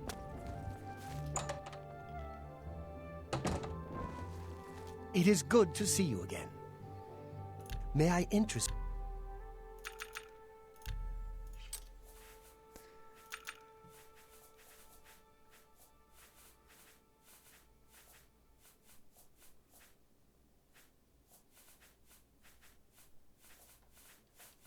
alright, so there really isn't anything I want to sell this guy. I think that's gonna be true for all the merchants, but Please return.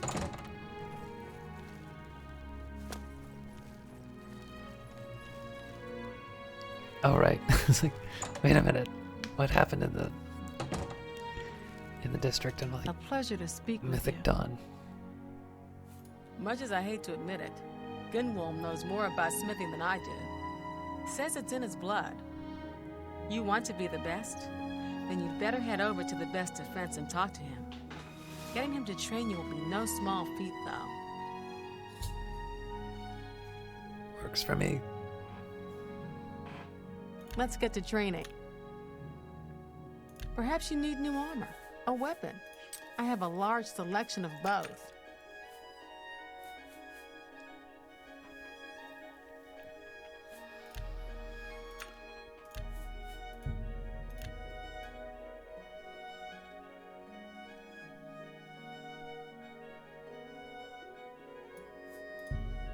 I can't do that. You drive a hard bar. That seems a fair price.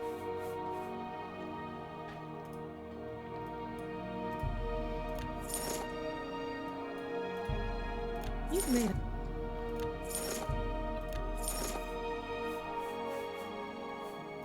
Thank you. Come again. Be seeing you.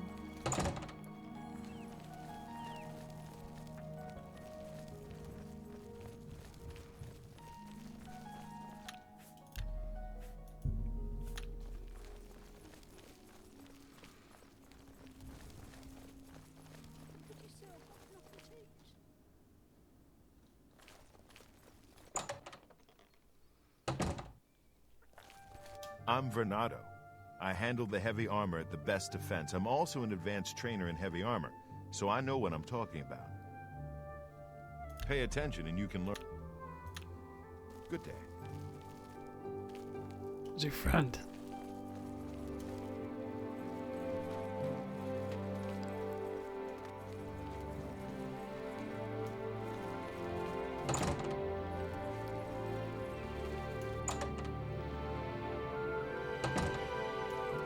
What can I do for you? I offer the finest goods and lowest prices in all Cyrodiil. I don't see how there'd be anything that I can sell this guy, but... Farewell.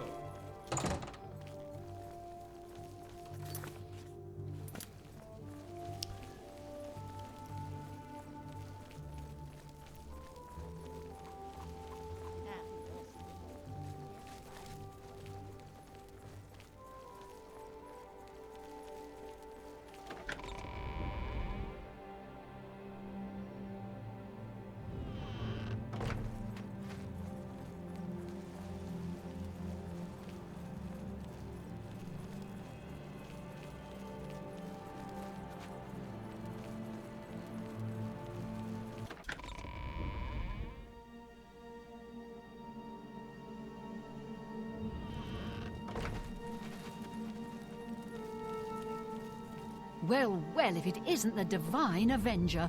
How's our new Grand Champion, huh? You ready to make me some money? I'm ready for a match. We're just not ready. It takes time to find those beasties and get them back here alive. Remember, just one show a week. Come back some other day. Fair enough. So the question now is, what time is it? 2 o'clock. Can I... Well met. I'm gonna try and get more of my stuff.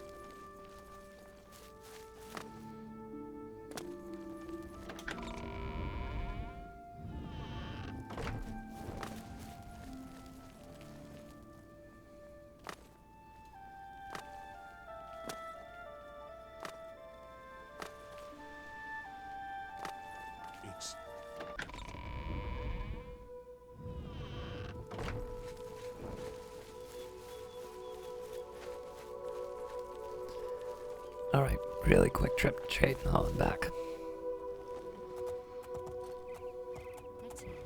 Do you think what happened to Kvatch could happen here?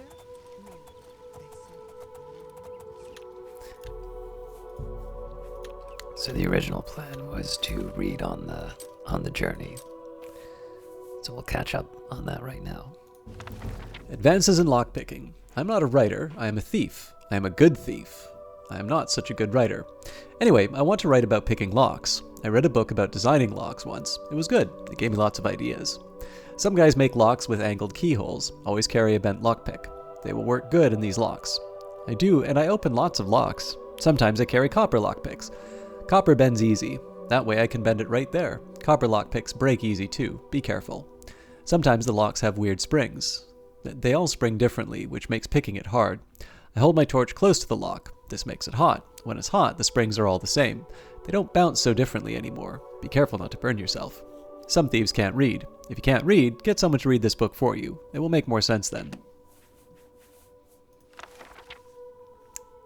Chronicles of the Holy Brothers of Marku, Volume 4, or The Cleansing of the Thane. Editor's note. This is the only surviving fragment of a chronicle of the First Era sect of the Elysian Order. It seems to have been kept at their great monastic complex at Lake Canus, which was razed during the War of Righteousness, First Era 2321, and its archives destroyed or dispersed. Note also that the Elysian scribes of this time customarily dated events from the Apotheosis of Elysia, First Era 266. Here is recorded the events of the year 127 of Blessed Elysia. In this year was the day darkened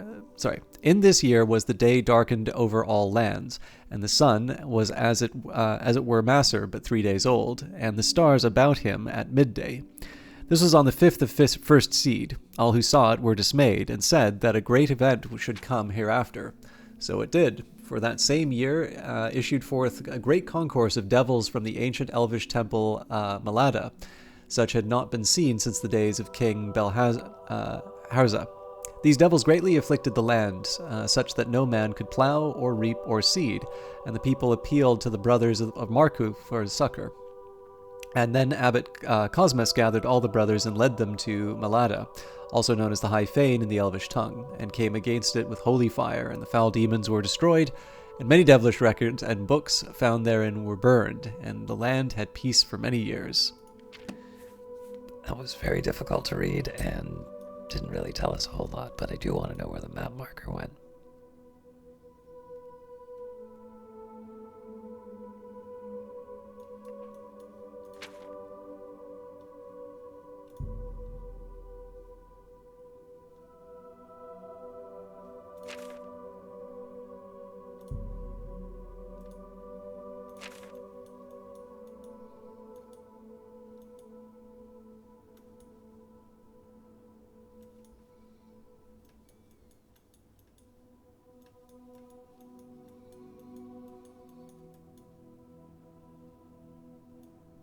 Ah.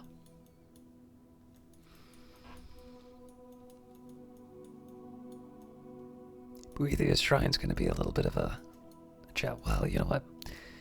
Maybe from Cheydinhal it won't be so hard.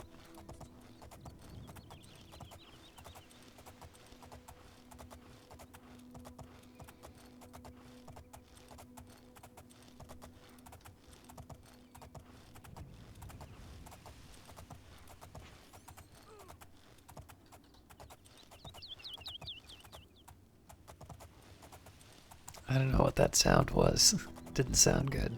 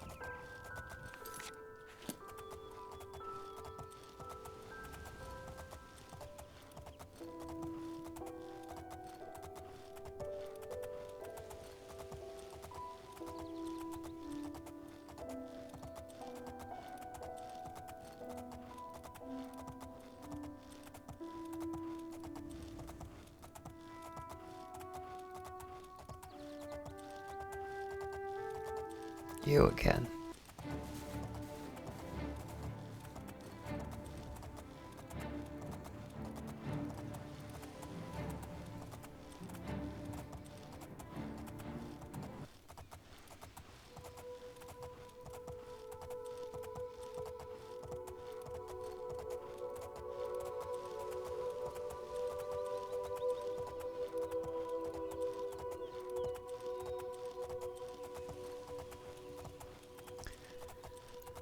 So I think probably when I want to go to the Shrine of Boethia, I will go from Cheydinhal. The question is whether or not I want to do that now.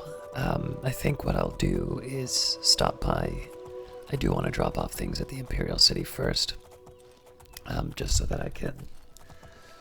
Yes, just so that I can see if maybe there's another Thieves Guild mission that will bring me a little bit closer to that shrine. And then if nothing else, I can have an outside option of dropping some things off at Bruma. Not dropping off the artifact, obviously. And then heading out to try and find some more shrines.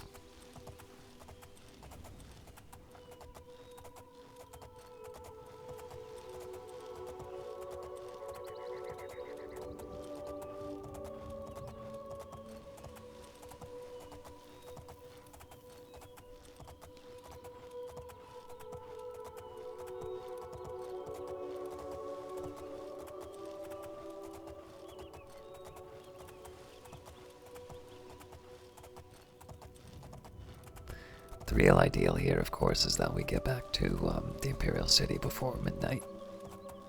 It's a bit of a tall order, but we'll see if we can pull it off.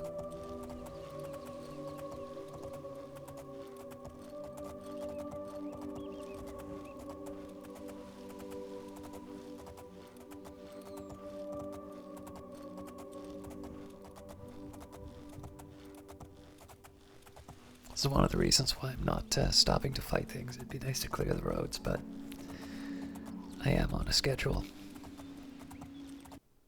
That's gonna take a lot to get back.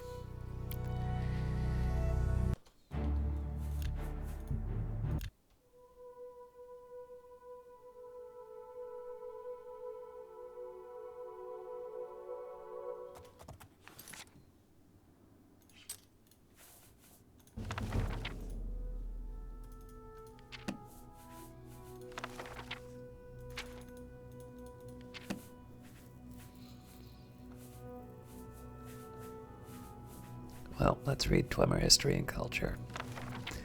Collected Essays on Dwemer History and Culture, Chapter 1, Erebar Sul and the Trivialization of Dwemer in the Popular Culture by Habshat Antibolus. While Erebar Sul's ancient tales of the Dwemer was definitely debunked in scholarly circles as early as the reign of Kataraya I, it remains one of the staples of the literate middle classes of the Empire and has served to set the image of the Dwemer in the popular imagination for generations of schoolchildren. What about this lengthy but curiously insubstantial tome has proved so captivating to the public that it has been able to see off both the scorn of the literati and the scathing critiques of the scholars? Before examining this question, a brief summary of the provenance and subsequent career of ancient tales would be appropriate. First published around the Second Era 670, in the interregnum between the fall of the First Cyrodiilic Empire and the rise of Tiber Septim, it was originally presented as a serious scholarly work based on research in the archives of the University of Gwilym, and the chaos of that era was taken at face value, a sign of the sad state of Dwemer scholarship in those years. Little is known of the author, but Erebar Sul was most likely a pseudonym for Gor Phelim, a prolific writer of penny dreadful romances of that era, who is known to have used many other pseudonyms. While most of Phelim's other work has, thankfully, been lost to history, what little survives matches ancient tales in both language and tone. See Lomas' textual comparison of Gor Phelim's A Hypothetical Treachery with Erebar Sul's Ancient Tales of the Dwemer. Phelim lived in Cyrodiil his whole life, writing light entertainment for the elite of the old imperial capital. Why he decided to turn his hand to the Dwemer is unknown, but it is clear that his research consisted of nothing more than collecting the peasants' tales of the Nibene Valley and recasting them in Dwemer guise. The book proved popular in Cyrodiil, and Phelim continued to churn out more volumes until the series numbered 7 in all. Ancient Tales of the Dwemer was thus firmly established as a local favorite in Cyrodiil, already in its 17th printing, when the historical forces that propelled Tiber Septim to prominence also began to spread the literature of the Heartland across the continent. Erebar Sul's version of the Dwemer was seized upon in a surge of human racial nationalism that has not yet subsided. The Dwemer appears in these tales as creatures of fable and light fantasy, but in general they are just like us. They come across as a bit eccentric, perhaps, but certainly there is nothing fearsome or dangerous about them. Compare these to the Dwemer of early Redguard legend, a mysterious, powerful race capable of bending the very laws of nature to their will, vanished, but perhaps not gone. Or the Dwemer portrayed in the most ancient Nord sagas, fearsome warriors tainted by blasphemous religious practices who used their profane mechanisms to drive the Nords from Morrowind. Erebar Sul's Dwemer were much more amenable to the spirit of the time, which saw humans as the pinnacle of creation and the other races as unenlightened barbarians or imperfect lesser versions of humans eager for tutelage. Ancient Tales falls firmly in the latter camp, which does much to explain its enduring hold on the popular imagination. Erebar Sul's Dwemer are so much more comfortable, so much friendlier, and so much more familiar than the real Dwemer, whose truly mysterious nature we are only beginning to understand. The public prefers the light trivial version of this vanished race, and from what I have learned in my years of studying the Dwemer, I have some sympathy for that preference. As the following essays will show, the Dwemer were, to our modern eyes, a remarkably unlikable people in many ways.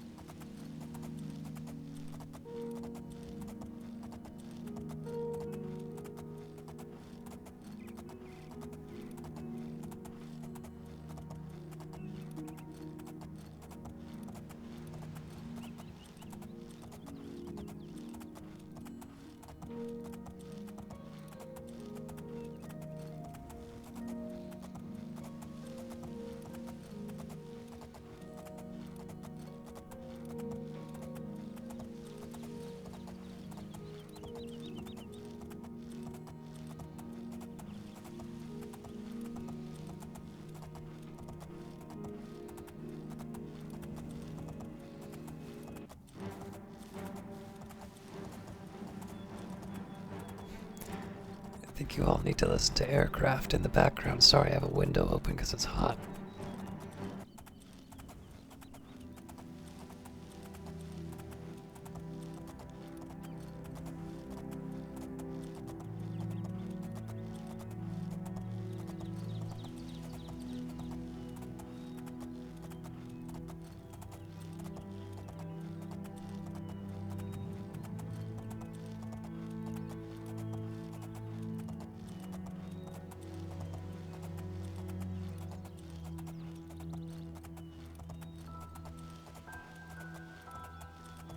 Greetings, honored friend.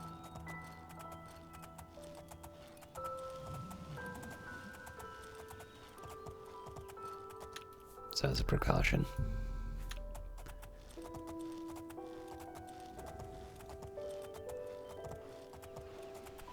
I think each of these things are about 5.5 megabytes, so it's starting to add up, but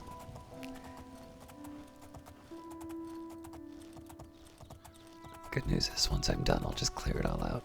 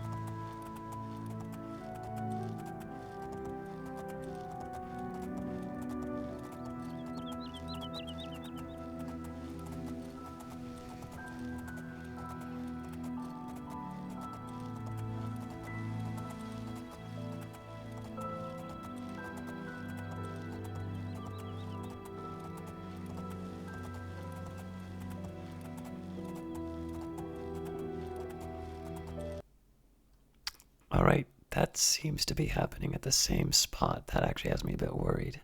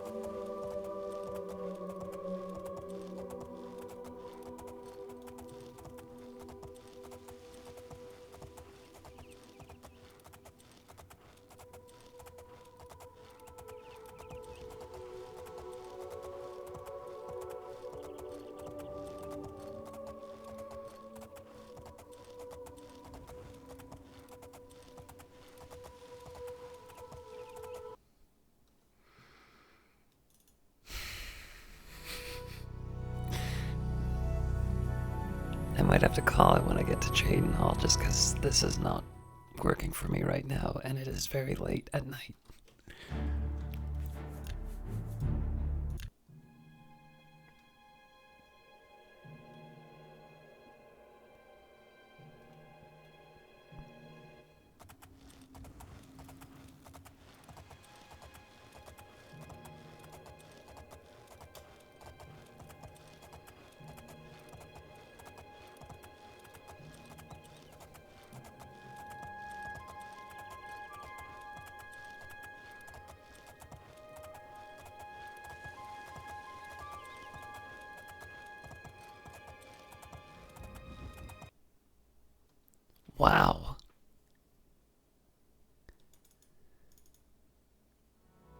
Okay, I don't normally like doing this, but maybe we can,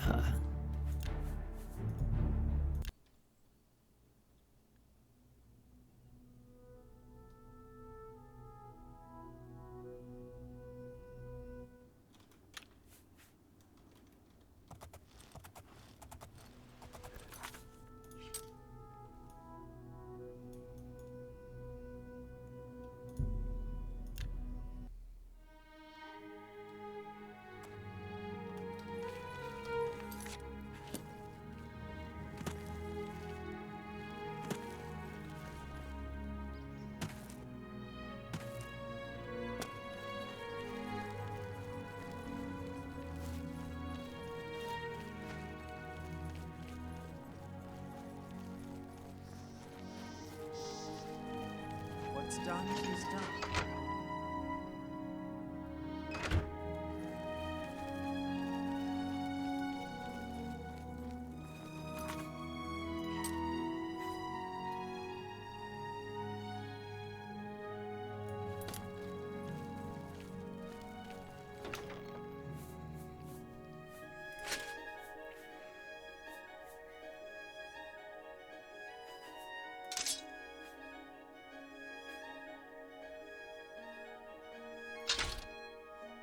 close, but not quite.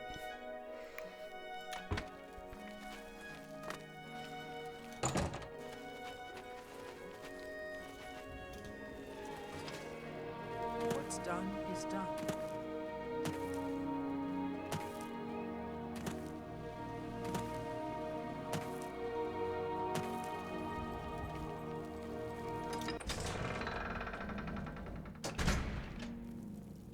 You've got the hands of a smith. Oh, they don't give me my horse back, do they?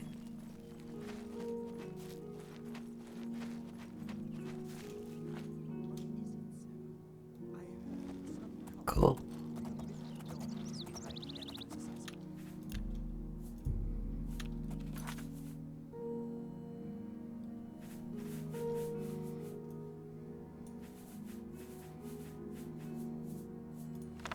Fall of the Snow Prince, an account of the Battle of Mostring as transcribed by Lokheim, chronicler to the chieftain Ingjaldr White-Eye.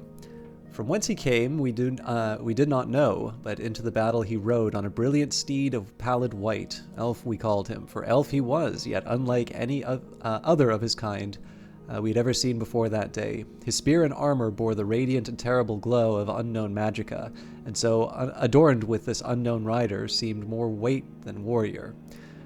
What troubled, nay frightened us most was at that moment was the call that rose from the elven ranks. It was not fear, not wonder, but an unabashed and unbridled joy, a kind of felicity felt by a damned man who has been granted a second chance at life. For at that time, the elves were as damned and near death as they had ever had been during the great skirmishes of Solstheim. The Battle of Mostring was to be the final stand between Nord and Elf on our fair island. Led by Ysgramor, we had driven the elven scourge from Skyrim, and were intent on cleansing Solstheim of their kind as well. Our warriors, armed with the finest axes and swords Nord craftsmen could forge, cut great swaths through the enemy ranks. The slopes of Mostring ran red with elf blood. Why then would our foe rejoice? Could one rider bring such hope to an army so hopeless? To most of our kind, the meaning of the call was clear, but the words were but a litany of elven chants and cries. There were some among us, however, the scholars and chroniclers, who knew well the words and shuddered at their significance. The Snow Prince is come, doom is at hand. There was a great calm that overcame the elves that still stood. Through their mass, the Snow Prince did ride, and as a longboat slices the icy waters of the Fjalding, he parted the ranks of his kin. The magnificent white horse slowed to a gallop, then a trot, and the unknown elf rider moved to the front of the line at a slow, almost ghost-like pace. A Nord warrior sees much in a life of bloodshed and battle, and is rarely surprised by anything armed combat may bring. But few among us that day could have imagined the awe and uncertainty of a raging battlefield that all at once went motionless and silent. Such is the effect the Snow Prince had on us all. For when the joyous cries of the elves had ended, there remained a quiet known only to the solitude of slumber. It was then our combined host, elf and Nord alike, were joined in a terrible understanding. Victory or defeat mattered little that day on the slopes of the Mostring Mountains. The one truth we all shared was that death would come to many that day, victor and vanquished alike. The glorious Snow Prince, an elf unlike any other, did come that day to bring death to our kind, and death he so brought. Like a sudden violent snow squall that rends travelers blind and threatens to tear loose the very foundations of the sturdiest hall, the Snow Prince did sweep into our numbers. Indeed, the ice and snow did begin to swirl and churn about the elf, as if called upon to serve his bidding. The spinning of that gleaming spear whistled a dirge to all those who would stand in the way of the Snow Prince, and our mightiest fell before him that day. Ulfgi Anvilhand, Strom the White, Freda Oakenwand, Heimdall the Frenzied, all lay dead at the foot of the Mostring Mountains. For the first time that day, it seemed that the tide of battle had actually turned. The elves, spurred on by the deeds of the Snow Prince, rallied together for one last charge against our ranks. It was then, in a single instant, that the battle of the Mostring came to a sudden and unexpected end. Finna, daughter of Jofryer, a lass of only 12 years, and squire to her mother, watched as the Snow Prince cut down her only parent. In her rage and sorrow, Finna picked up Jofryer's sword and threw it savagely at her mother's killer. When the elf's gleaming spear stopped its deadly dance, the battlefield fell silent, and all eyes turned to the Snow Prince. No one that day was more surprised than the elf himself at the sight that greeted them all. For upon his great steed the Snow Prince still sat, the sword of Jofryer buried deeply in his breast. And then he fell from his horse, from the battle, from life. The Snow Prince lay dead, slain by a child. With their savior defeated, the spirit of the remaining elfin warriors soon shattered. Many fled, and those that remained on the battlefield were soon cut down by our broad Nord axes. When the day was done, all that remained was the carnage of the battlefield, and from that battlefield came a dim reminder of valor and skill, for the brilliant armor and spear of the Snow Prince still shone. Even in death, this mighty and unknown elf filled us with awe. It is common practice to burn the corpses of our fallen foes. This is as much a necessity as is a custom, for death brings with it disease and dread. Our chieftains wished to cleanse Solstheim of the elven horde, in death as well as life. It was decided, however, that such was not to be the fate of the Snow Prince. One so mighty in war, yet so loved by his kin, deserved better, even in death, even if an enemy of our people. And so we brought the body of the Snow Prince, wrapped in fine silks, to a freshly dug burrow. The gleaming armor and spear were presented on the pedestal of honor, and the tomb was arrayed with treasures worthy of royalty. All of the mighty chieftains agreed with this course, that the elf should be so honored. His body would be preserved in the barrow for as long as the earth chose, but would not be offered the protection of our Stalrim, which was reserved for the Nord dead alone. So ends this account of the Battle of Mostring, and the fall of the magnificent elven Snow Prince. May our gods honor him in death, and may we never meet his kind again in life.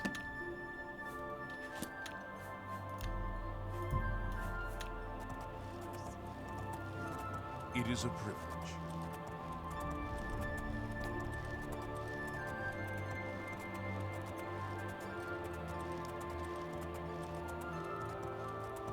Speak.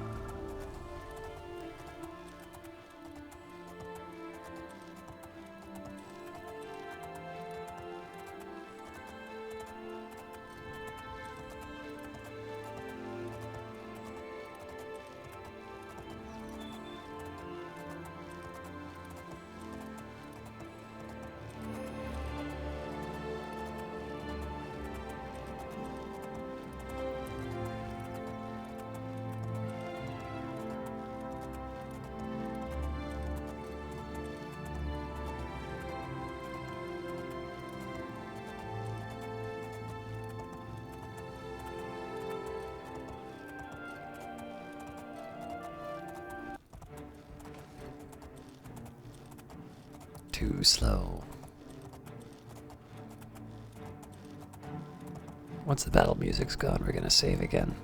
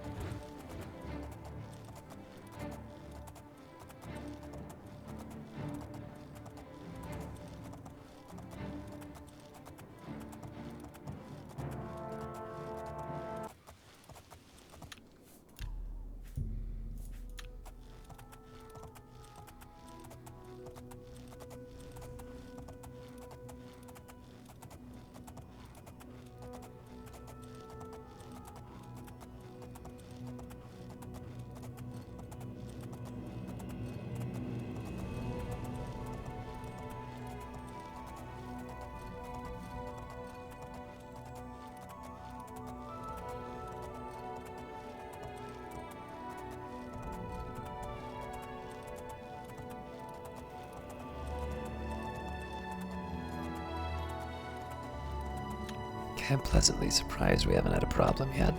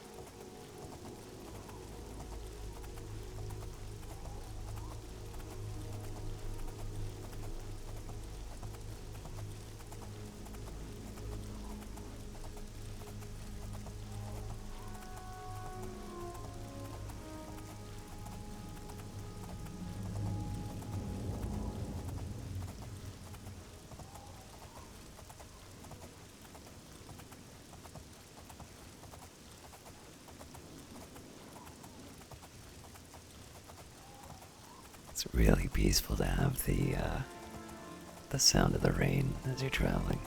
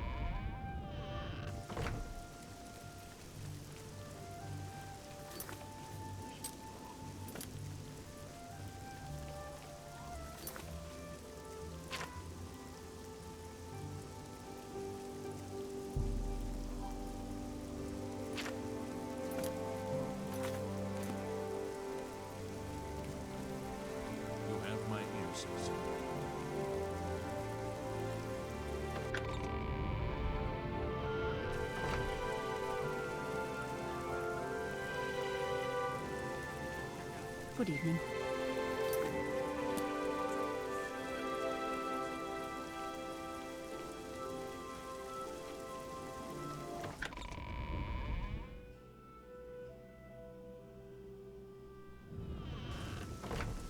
It's probably a little too early to find my contact, but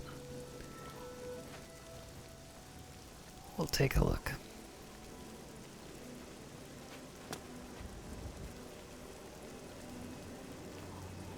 I always thought this waterfront looks... The waterfront is crawling with Imperial Watch. They're all looking for Armand Christophe. I'm sure he won't show at midnight. Daryleth's garden is too hot. I'll need to find out where he's hiding. Maybe one of the other Thieves Guild members knows. I'll have to start asking around for them. Have you seen Armand Christophe?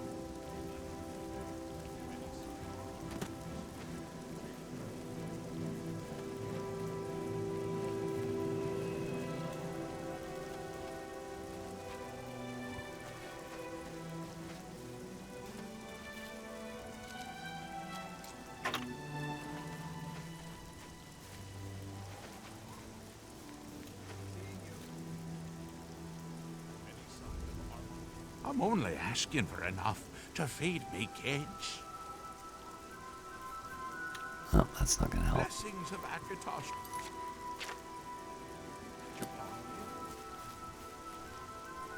I guess that means I'm heading to Bruma.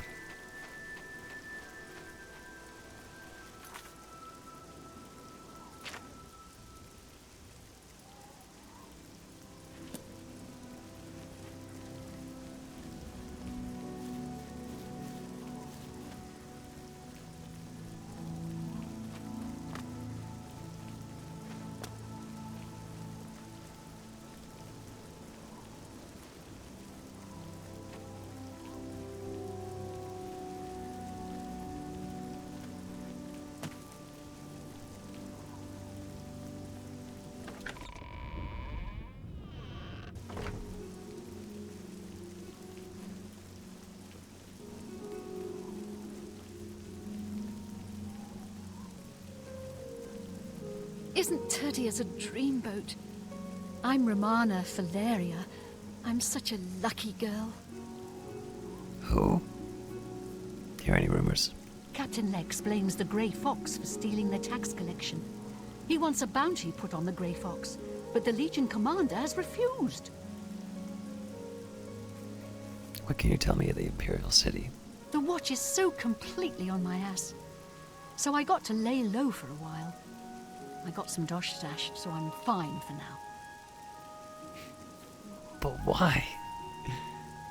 What can you tell me about the Grey Fox? He's that wanted criminal. Isn't he a master thief? I hear he's dangerous too. I've heard that the beggars spy for him. Goodbye. So I'm worried that the guard is gonna take the, What do you need? No, nothing. I was worried that the guards might, confiscate the statue.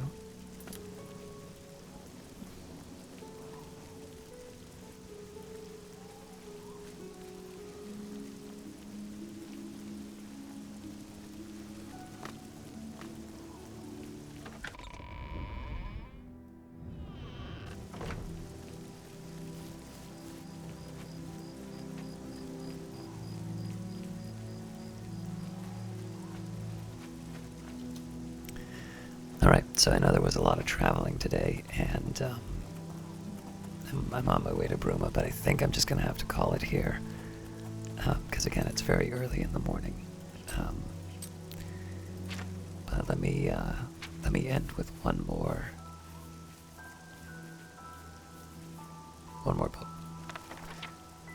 History of lockpicking. The modern lock has a fascinating history in Cyrodiil. The need to restrict access to one's home has been a problem since homes were first built. The very first security system was a simple bar across the door. This is the obvious shortcoming of only being functional when the owner is at home. The first recorded instance of a lock is the ingenious armbreaker of Castle Anvil. The scout of the day had put 5 slide bars on the side of the door. A hole in the door just above them allowed him to reach in and manipulate any of these bars. Only one of the bars truly locked or unlocked the door. The other 4 released a clasp on a hammer that fell down on the person's arm. Only by knowing which sliding bar was the true lock could one safely open the door. For over 100 years, the state-of-the-art in locks was defined by sliding bars and punished traps. Then the famous dwarf Mezunkend invented the pin lock. The first example had 3 pins. The key was turned in the lock 4 times, each turn depending on a different pin being in position. Obviously, a pin could be used more than once. It was 65 years before anyone devised a method to open a pin-based lock without the key and without damaging the lock. It wasn't that the problem was so difficult, it was that nobody other than royalty could afford Mezukend's locks. An enterprising blacksmith named Orenthal decided to mass-produce a common form of the lock at a reasonable price. Suddenly every shop had a lock. Now there was a reason to subvert the locks. It wasn't long before lockpicks and lockpicking appeared. Orenthal became quite wealthy, inventing more and more sophisticated locks. Today's locks are sophisticated mechanisms with spring-loaded pins. Each metal pin must be pushed up by the key precisely to open the lock. Any imprecision in the key, any poorly made copy, or any clumsy attempt at lockpicking releases the spring tension, causing the pin to clamp down upon or even break the key or lockpick. Locks are made more secure by using multiple pins in the lock. Multiple pin locks are more delicate and difficult to make, and more expensive, but provide greater reliability against tampering. Multiple pin locks have the further virtue of resetting all pins when any single pin is tampered with. A single mistake with the 5th pin on a 5-pin lock requires the thief to reset all 5 pins again. Most affordable locks are 1-pin or 2-pin locks. The 5-pin lock is the highest achievement of the locksmith's craft and the greatest challenge to a would-be intruder. Picking the modern lock is an art form. A lockpick is a thin metal bar with a small tooth on the end. The tooth is used to press the pin up into the lock mechanism. The thief uses skill and expertise to manipulate each pin in turn to determine the exact tension necessary to set the spring-loaded pin at its catch point. With a subtle pressing and lifting of the pin, the master thief determines the exact motion required to set it. A novice thief breaks many picks while learning his trade. Only with time and practice will he get better at guessing the tension and timing necessary to set the pin. As a result, novice thieves tend to carry a great many lockpicks, while the masters only need to carry a few. I feel attacked. And on that note, we're done for this week. As always, thank you very much for watching. We will head to Bruma next week. See you then.